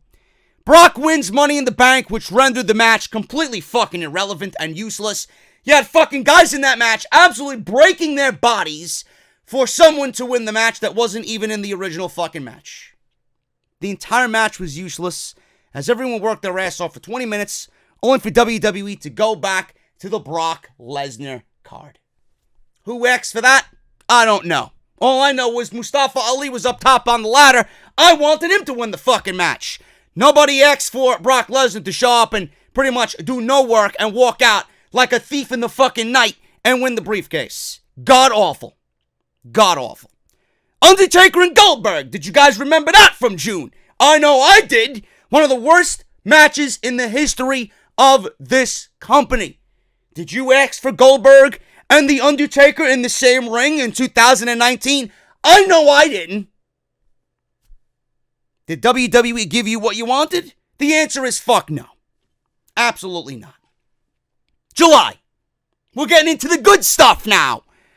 WWE wasted Seth for the entire summer, only to put the title back on Brock because of their creative failures. They have no idea how to push top baby faces and create new stars. In the back of their mind, Brock was the only one who could really legitimize top billing. They don't know how to create new champions and characters that people want to see. Which I don't understand because they put Rollins in that role going into WrestleMania. Then they fucked him over in the summer by feuding him and Corbin for 3 months. Then they gave the fans what they wanted. Then they wanted to do their own thing, which failed because it broke him down so much. And then they tried to build him back up all over again. But they did so much harm to him over that period that it was downright terrible. Terrible WWE television. I don't understand this shit. I really don't get it. It's like they take someone and they kind of, in a vengeful way, try and get one over on the fans. Or in this sick, twisted mentality, they like taking someone who they think is over, or over in the eyes of the fans, break them down to build them back up again. And they think by building them back up in a different way, or a new image, or in a completely different aspect than we've seen the first time, that it's going to get over more so. In fact, when you do that to somebody, you're breaking them down and the fans are fucking not giving a shit at the same fucking time. Why would you do that? WWE's got this sick mentality of doing that, and it's absolutely harmful to their overall product. Especially with guys like Seth Rollins. Shane McMahon. Yeah, we asked for Shane McMahon on TV, correct? Please, I'd love someone out there that was genuinely interested in seeing Shane McMahon on television. In a company that struggled to find time for guys like The Revival, Nakamura, Finn Balor, Mustafa Ali, Cedric Alexander, Aleister fucking Black, Andrade, Rey Mysterio. They got guys like fucking Shane McMahon dominating TV over the summer months. He earned significant victories over The Miz, which I don't even consider significant. It was a storyline that I was actually okay with because it was innocent in nature, and then it just blew up into some fucking unbelievably undesirable beast. You got wins over Kevin Owens and Roman Reigns. Shane McMahon, close to 50 years old. Shadow punches and all. Fucking the main villain, the number one villain on SmackDown Live. Called himself the best in the world, turned heel in February, assumed the role of WWE's top authority figure. Not only that, like I said, top heel. He made WWE TV absolutely unwatchable. Baby faces left and right losing to this guy. More television time than the entire SmackDown Live roster. SmackDown was so difficult to sit through that people just stopped watching. On a roster full of the most talented guys you would find anywhere, any wrestling promotion would be absolutely fucking jerking off to have any of the WWE talent on their roster. That's how talented this roster is, both on Raw and SmackDown. WWE has compiled some of the most talented guys in the history of this business, and it was Shane McMahon who was receiving opportunities to headline SmackDown and every major pay-per-view that followed. Owens defeated him in a ladder match on the debut episode of SmackDown on Fox. Before that, Owens came out and they really played up the fact that the fans were really just over this shit. They brought the real-life frustrations to the fans in storyline, which resulted in Owens beating Shane McMahon in a ladder match, and we have not seen him since then. Which, I don't know if WWE will ever go back to the Shane McMahon card, but I hope that was the end of him forever on WWE TV. But WWE and forever do not exist in the same universe. August. The one thing I remember from August is Rollins crying like a pussy and becoming the bitch that we all look at to this very day. Everybody thought that WWE putting him against Brock Lesnar, which he won the title back at Extreme Rules, right? He had that mixed tag team match with Baron Corbin and Lacey Evans, and out comes Brock Lesnar, and he wins the title. Rollins crying, becoming the pussy bitch that we see him reenact today. So WWE thought that it'll work because the match at SummerSlam, Rollins went into this a bitch. He came out crying and vowed to beat the Beast. Now, the match that they had at SummerSlam was fantastic. It was a great match. I got to give Rollins credit. It was better than I have ever anticipated a Rollins match with Brock Lesnar. Much better than the match at WrestleMania. And everybody thought coming out of that match, after what we got in the build, he really might end up turning this around. And everybody was hopefully to get back into the swing of things and support Seth Rollins. But then, there goes WWE and fucking him right up. All over again. Nothing changed. Nothing changed with Seth Rollins coming out of SummerSlam, which we will talk about in just a little bit because it got so much worse for Rollins coming out of SummerSlam, and it came in the form of Braun Strowman, and it came in the form of Bray Wyatt. The King of the Ring tournament was brought back to TV, not really in the manner that I would have liked. I would have much rather seen it on pay-per-view, but it was brought back regardless, and it made for some of the best Monday Night Raw and SmackDown matches of the entire year. It gave the shows meaning, it highlighted guys that you normally don't see, and it brought out the best in a lot of people because being that WWE booked these shows, around the tournaments, they gave guys enough time to showcase what they could really do. And I really appreciate that. Guys like Ricochet, guys like Drew McIntyre, guys like even Baron Corbin was in this thing, and he really showed you some different side of him. Like, he wasn't as cringe-inducing as we seen him in the feud with Seth Rollins and Becky Lynch. He was putting on great matches. Those are some of Baron Corbin's best matches to date on the main roster. In the end, it was nothing more than a ratings grab. And I'm sure that all the hype the G1 Climax got this year, WWE figured that they would counter with their own tournament, their own brand of tournament. They did nothing to truly follow up what the winner gets. No title shot was given. Baron Corbin won the thing. He looks like a fucking modern day Burger King asking if you want a fucking milkshake or an apple juice with that. You know, fries or onion rings with that. But at least it did something that many of these Raw episodes do not do, and that is put emphasis on matches. It really made wins and losses matter for the little time the tournament was instituted on Monday Night Raw and SmackDown Live. Bray Wyatt and The Fiend make their highly awaited debut at SummerSlam, probably the highlight of the entire show. WWE got their debut with Bray Wyatt right. It was one of the most memorable debuts of the last decade. The entrance, the ambiance, the look, the feel, the theme music, everything. Everything about Bray Wyatt struck a chord with everybody. And I don't think WWE realized at that point how over Bray Wyatt was going to be, which clearly they didn't think that because they dropped the ball big time on what came with Bray Wyatt after the fact. The Firefly Funhouse segments were some of the most genuinely creative segments that WWE has debuted over the course of the last decade. It showed that they were willing to correct their mistakes for mistreating Bray Wyatt before the facelift of the new character being brought to WWE TV.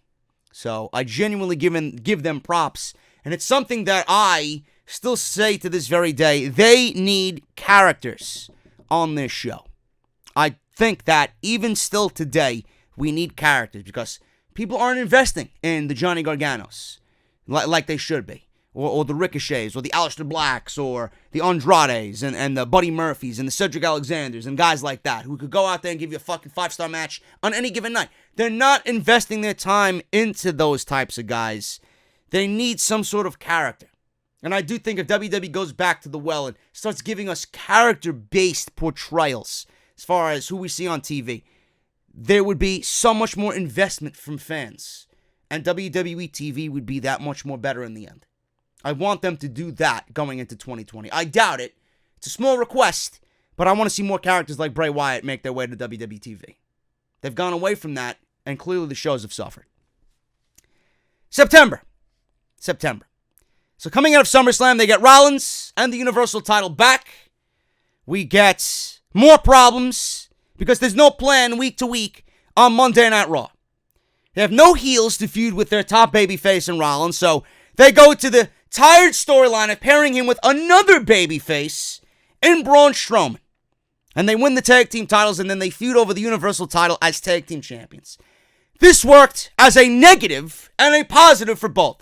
For Rollins, it was no direction and no major competition as far as heels go. Still didn't answer the question of who he's going to feud with going into the rest of the year. For Strowman, it was probably the best match of his career against Seth Rollins. But once again, makes Braun Strowman look like a joke because he fails to win the big one. And he hasn't, and I don't think ever will, win a major title in the WWE. Rollins had no major competition. He was the champion, positive. No major competition, negative. Strowman, best match of his career against Seth Rollins, positive. Negative, he looks like a loser going up against the major champion on his brand, and he fails to win it. So they ended in a stalemate with this garbage feud that nobody looks back on and remembers as anything important. That was pretty much September. Now we go into October. October was a great month, right? October's seen Seth Rollins move on from Braun Strowman and be placed in a feud with Bray Wyatt. Why, you ask? Because WWE literally had no one else heading into yet another pay-per-view for Rollins to defend the Universal title against. One of the worst Hell in a Cell matches ever, with one of the worst endings to any WWE match ever in the history of this company. Hell in a Cell seen the company not only commit career suicide for Rollins, but also already botch The Fiend in just his second pay-per-view match. If they weren't ready to give him the title, why book him in this match? Why book him in Hell in a Cell? WWE didn't realize how over The Fiend would end up becoming. Coming out of SummerSlam, they did not realize how over Bray Wyatt would be under this new character. I said it then, I'm going to reiterate it now. First impressions are everything, and the WWE made The Fiend's first impression stand and be a part of one of the worst creative decisions of the modern era, possibly of all time. Rollins was ultimately vilified for it, never to recover to a point where we see him now making strides to settle into his heel persona. Rollins became the biggest heel unofficially in the WWE while they continued to push him as a babyface. He went on podcasts defending the outcome of this match. WWE had the referee in this match defend the outcome of this match, defend the decision he made to stop the match.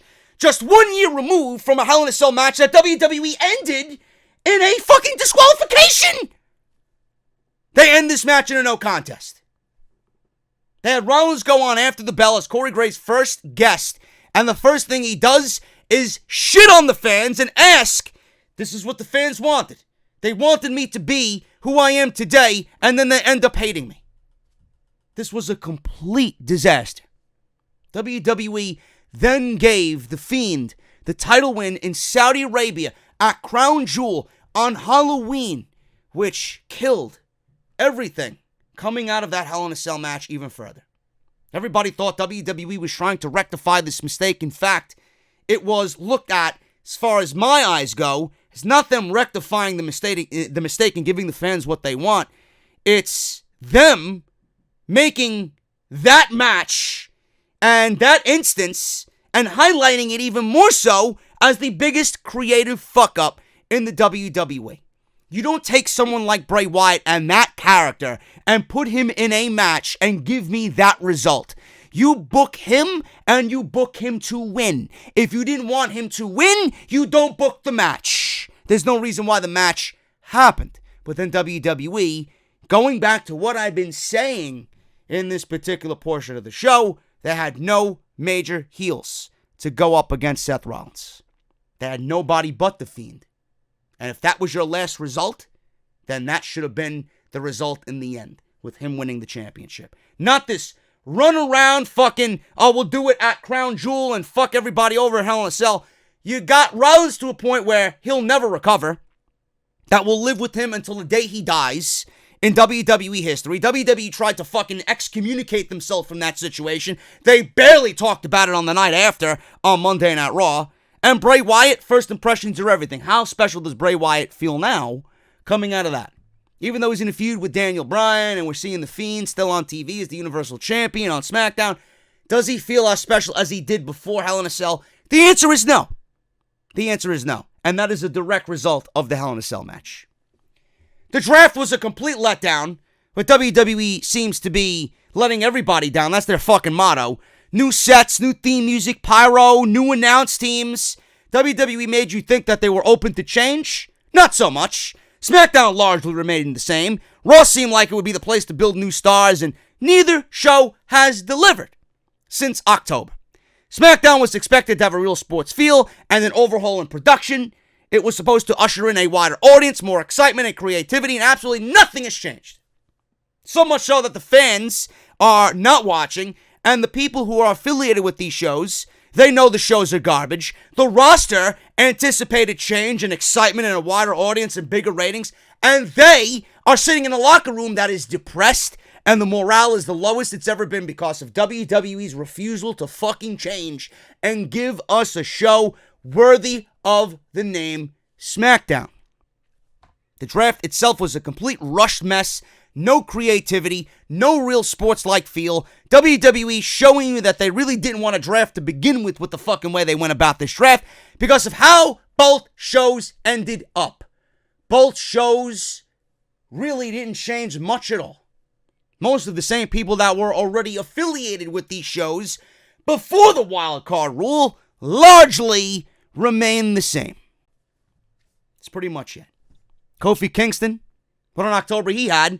Fed him to Brock Lesnar, loses the WWE title in 7 seconds, putting the title back on Brock, moving him over to Raw in exchange for Bray Wyatt, because Bray Wyatt beat Seth Rollins at Crown Jewel for the Universal Championship, only to go right back to where they were at the beginning of the year before WrestleMania, wiping everything away they did with Seth Rollins, all while moving Kofi Kingston back into the tag team title picture, never again to utter anything about the loss or the title reign he had for 6 months. Not one instance did he mention him losing the title in 7 seconds and wanting another shot at the world title. Makes you think WWE never even wanted Kofi in that situation. Makes you think that Kofi was never the WWE champion to begin with. As soon as they took it off of him, they completely killed everything that they did with him over the entire summer. November. SmackDown on November 1st. Emergency SmackDown coming out of Crown Jewel. We had that Saudi incident where the roster was stuck in Saudi Arabia. SmackDown involved NXT on this emergency episode, which featured a main event of Daniel Bryan versus Adam Cole for the NXT Championship in the main event. The best SmackDown show all year because it wasn't riddled with WWE garbage. When WWE has their backs against the wall and they want to go and give you something that they are really not planning to give you, when they're forced to give you something against their own will, usually WWE ends up giving you a fucking fantastic show. I wish their back was against the wall more often. I wish that they had to resort to Plan fucking D more often because it's not the original plan. And when WWE has an original plan in your face on TV, it usually fucking sucks. This show was fantastic. I said on that review, and you can go back and listen to me, this should be the model show that they look at and do every single week. Did they do that? Of course not. Now we're getting Roman Reigns being fucking fed dog food on SmackDown. I'm sure the Fox executives are fucking thrilled to see Roman Reigns have fucking Alpo poured all over him. Ridiculous. Survivor Series ended up being the best main roster pay-per-view of the entire year with NXT's involvement. Imagine NXT not in the Survivor Series. I still question that. Imagine what we would have gotten if NXT wasn't in the Survivor Series. Now, the only reason why they were involved in the Survivor Series is because they wanted to beat AEW. They wanted NXT to get that final push in beating AEW, right? They got them there. Everything went according to plan. Their plan went off perfectly. And NXT won the Survivor Series. When everybody went into this thing thinking, oh, Vince is not going to let NXT beat Monday Night Raw and SmackDown Live. But, I mean, if you look at the quality of the fucking shows in 2019, why the fuck wouldn't they beat Monday Night Raw and SmackDown? Just by that alone, it made sense. But we all know how Vince looks at SmackDown and how Vince looks at Raw. NXT? He don't watch NXT. The first time he watched NXT all year was the Survivor Series, when all those guys competed on that show. NXT won the Survivor Series after everybody gave them a fucking loss in their prediction videos. So, we got what we wanted as far as NXT. And WWE got what they wanted as far as NXT in beating AEW in the ratings. That's the only reason why NXT was included in the weeks leading up to the Survivor Series and winning the Survivor Series itself. December is a fucking fly-by-the-pants, autopilot month. Nothing matters here.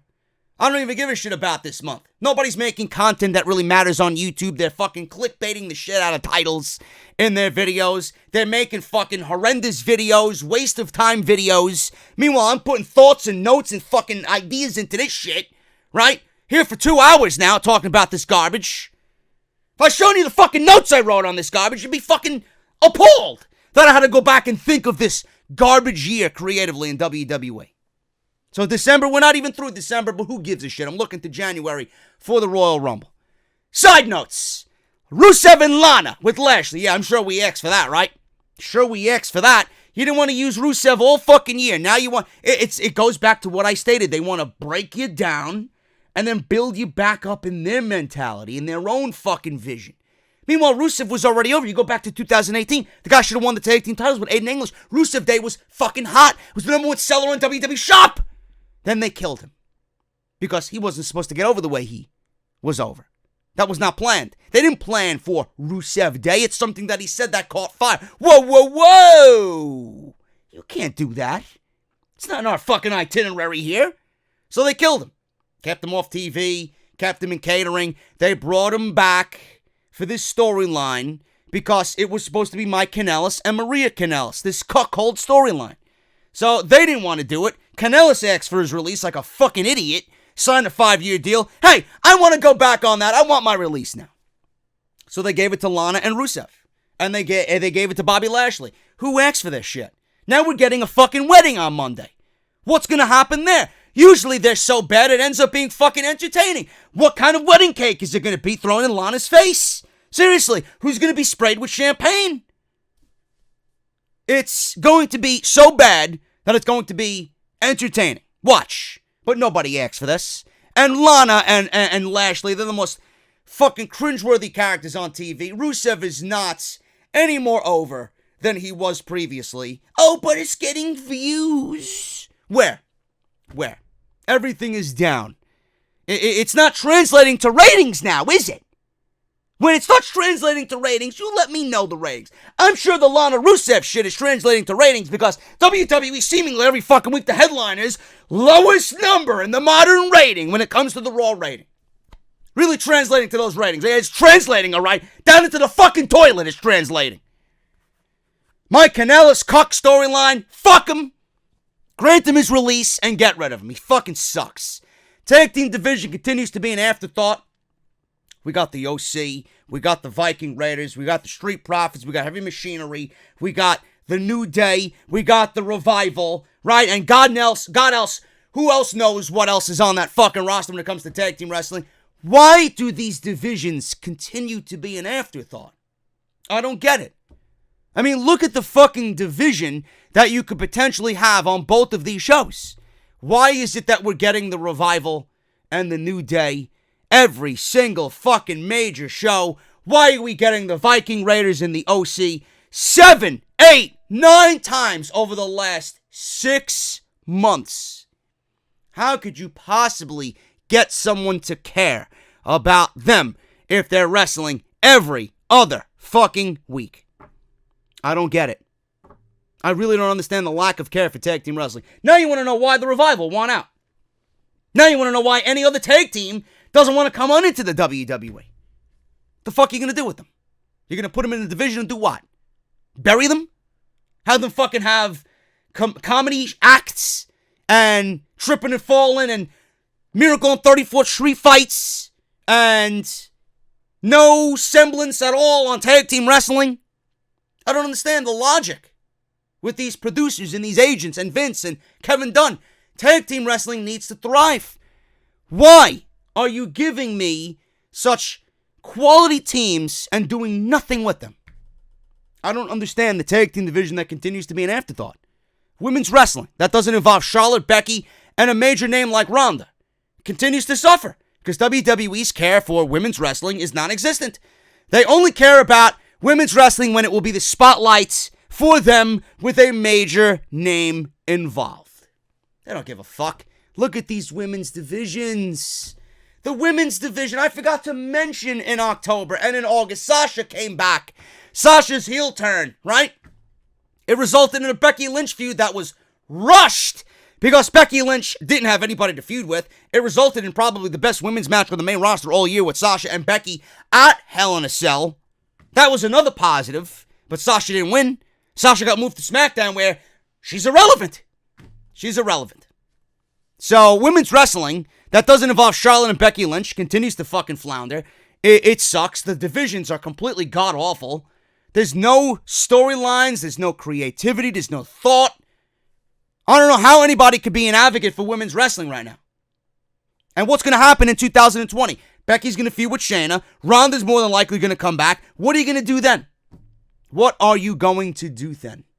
Right? Where's Ronda going to go? You're going to put her on SmackDown? Who's she going to feud with? You're going to put her on Raw and leave SmackDown dead in the water? What are you going to do?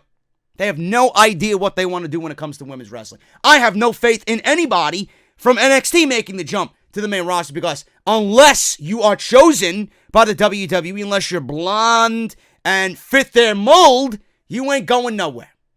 You ain't going nowhere. The mid-card titles continue to be booked like a joke. Look at the IC title this year, for example. Bobby Lashley, Finn Balor, Bobby Lashley, Finn Balor. Those were your champions through the first quarter of this year. Shinsuke Nakamura, who's the current champion, at 160 days plus. Even in his reign, WWE has failed to bring true spotlight to that title or Nakamura, and neither are helping each other out to raise the stock of the championship and title holder. So what does the IC title mean to WWE? Nothing. Absolutely nothing. The U.S. title situation in 2019 is the same shit. R-Truth, Samoa Joe, who won in a fatal four-way involving Truth, Mysterio, and Andrade. Mysterio, who ended Joe's 70-plus day reign at Money in the Bank in 2019. Back to Samoa Joe 3 weeks later, via Rey Mysterio voluntarily giving up the title because he was injured, because he couldn't defend it anymore. Joe is now champion. He loses it to Ricochet at Stomping Grounds, which did absolutely nothing for Ricochet because he lost it to AJ Styles 21 days later. 21 days later at Extreme Rules. Trading victories with AJ after that, resulting in 50-50 booking and being treated like an afterthought. And right back to Rey Mysterio on the November 25th Raw after Mysterio was at the Survivor Series in a WWE title match in a losing effort against Brock Lesnar, wins the U.S. title the day after, and now loses the title as of tonight, or I guess the 26th, at Madison Square Garden to Andrade. U.S. title does not feel important at all. New stars were not made in 2019. Aleister Black was off TV for God knows how long. He's been stuck in a fucking broom closet somewhere. Cedric Alexander, buried, pushed, and then Vince McMahon gave the edict to bury him for whatever reason. Drew Gulak had a career year in WWE, gets drafted to SmackDown, absolutely fucking non-existent. It's like he's a fucking apparition on the goddamn show. Ricochet in NXT, the biggest thing in the entire fucking company. On his way to being the biggest fucking name in this company. The next AJ Styles is Ricochet. Shows up on Monday Night Raw, he's like everybody else. Fucking irrelevant. Humberto Carrillo. You want to kill this guy for months on 205 Live and then expect me to care when he's drafted to Monday Night Raw. Comes out to fucking crickets every week. You expect me to care about fucking Humberto, right? Give me a break. Andrade. Stop, go, stop, go. Stop, go, stop, go. Comes up from NXT. He didn't utilize him until he created magic with Rey Mysterio. And then what happened? You ran through that fucking 12 times and then nothing. Absolutely nothing. Guy should be fighting for major world titles on either show. And now he just wins his first title 2.5 years after being called up from NXT. Why? Why? You expect me to fucking care when the guy's coming out to goddamn silence every fucking week? Guy's a goddamn loser. Now he wins the title. What do you think the U.S. title is going to do to Andrade? Nothing. Because the U.S. title was nothing before it went to Andrade. Buddy Murphy. Put him in a fucking great TV match with Roman Reigns. One of the best matches the WWE had all year. What do? They follow it up with a match against Daniel Bryan. After that, he beats Daniel Bryan in the ring. After having a classic with Roman Reigns. How does WWE follow up with that? By not putting him on TV. Now we see him on Monday Night Raw. He's the best kept secret in the WWE. Yeah, that's right. It took him fucking 8 weeks to get the fucking TV. Oh, Buddy Murphy's on the roster. Let's use him. Let's put him against Aleister Black. Now they'll run through that fucking 12 more times. And then what? Buddy Murphy goes right back to fucking catering. Kangaroo, you ask, in catering. Titus got it. Throw it in the fryer. Ridiculous. Ali. Where's Ali going? Nowhere. He's teaming with fucking Chad Gable. Chad Gable. Who the fuck asked for Chad Gable? Guy's in the King of the Ring for 2019. He beat Benjamin. He beat Andrade. He beat Shane McMahon. Goes to the finals against Baron Corbin. In that match, they gave you a great final. All the while, he was built up through the entire tournament as being a small guy who couldn't hang with the big guys. Gave you a great match with Baron Corbin. He lost the match. Underdog mentality. Gave us a legitimate match of the year candidate on TV. And he had a ton of momentum. He had a ton of fucking hype coming out of the King of the Ring. It appeared that Gable was finally getting a push on WWE TV. And then after that, right, he sat around wanting and hoping and begging for Vince McMahon to give him something on TV. After months of doing nothing on TV, what they gave him, I'm pretty sure he wished he never asked for Vince McMahon to put him on TV. I guarantee you he'd love to be back in catering. They gave him Shorty fucking G and embraced the name Shorty G. He used that name going forward on WWE TV. The internet and the wrestling community had a vicious backlash against this fucking horrific name given to him. He comes out dressed like a fucking Harlem Globetrotter every fucking week. And then he doubles down on it. He embraces it so much so that this is him now. It is awful. Absolutely awful. I don't believe how we go from King of the Ring, King Gable, giving us a great match against Corbin, and then showing up as if he's fucking sixth string for a high school basketball team. Who asked for that? Did I ask for that? Or did I ask for the Gable that we got in the King of the Ring finals against Corbin? Which one? Which one? I'd love to know. Unbelievable. I don't believe how anybody could look at this year and say anything but god-awful. The only thing that we have come to realize at the end of this is that WWE, they do have some positive, and they do give you what you want, but sometimes it's not what they want, sometimes it's not what they want to do, sometimes it's forced upon them. The two situations that we got were forced upon them. You think WWE wanted Becky Lynch in the WrestleMania main event? You think WWE wanted to take that away from Charlotte? You think they wanted to deviate away from Charlotte and Ronda? They had to put Becky in the WrestleMania main event. You think WWE wanted to give Kofi the WWE Championship at WrestleMania? You think that was the plan going back to fucking SummerSlam in 2018? You think that was the fucking main event of WrestleMania they had in mind? Of course not. Of course not. It was supposed to be Kevin Owens. It was supposed to be Mustafa Ali. Then they had to give it to Kofi because the fans were not going to accept anything else. So yeah, WWE listens when they are told to listen. But how many times do WWE do something and they genuinely want to do it? All through this year, they've given you what you wanted. Yeah, we got some emotional WrestleMania moments this year, but was it something WWE wanted to do? Was it something that WWE had planned from the get-go to do to make you happy? Of course not. They happened to fucking luck into these situations. The fans told them what they wanted. And it's not because they wanted to do it for the fans. It's because if they didn't do it, then there wouldn't be any fans left to have. The WWE in 2019 had the biggest creative failure that I've ever seen as far as a wrestling product in the history of pro wrestling. This creative process exists because Vince McMahon allows it. This writing team, through every situation here, and I know I missed something, and I went through every fucking month, I know I missed something. I highlighted the biggest moments that made everybody think that this company and these shows are complete and utter garbage. This writing staff writes for one man. And until that one man is gone, nothing will change. I'm here to tell you, if you think 2019 is the worst, you've seen nothing yet. 2020, outside of NXT, will be the worst creative year in WWE. We're on a trend. 2018 was abysmal. 2019 was the worst ever. 2020, just based off what we've seen in the last 2 years, you expect WWE to change? Give me a break. 2020 is going to be the worst creative year in WWE ever. Ever. I don't know what else to say, because they've given me no faith to hope for a better day or change in WWE whatsoever. I'm getting out of here, guys. Thank you so very much for all your support. This has been one long-ass show, and I'm fucking tired.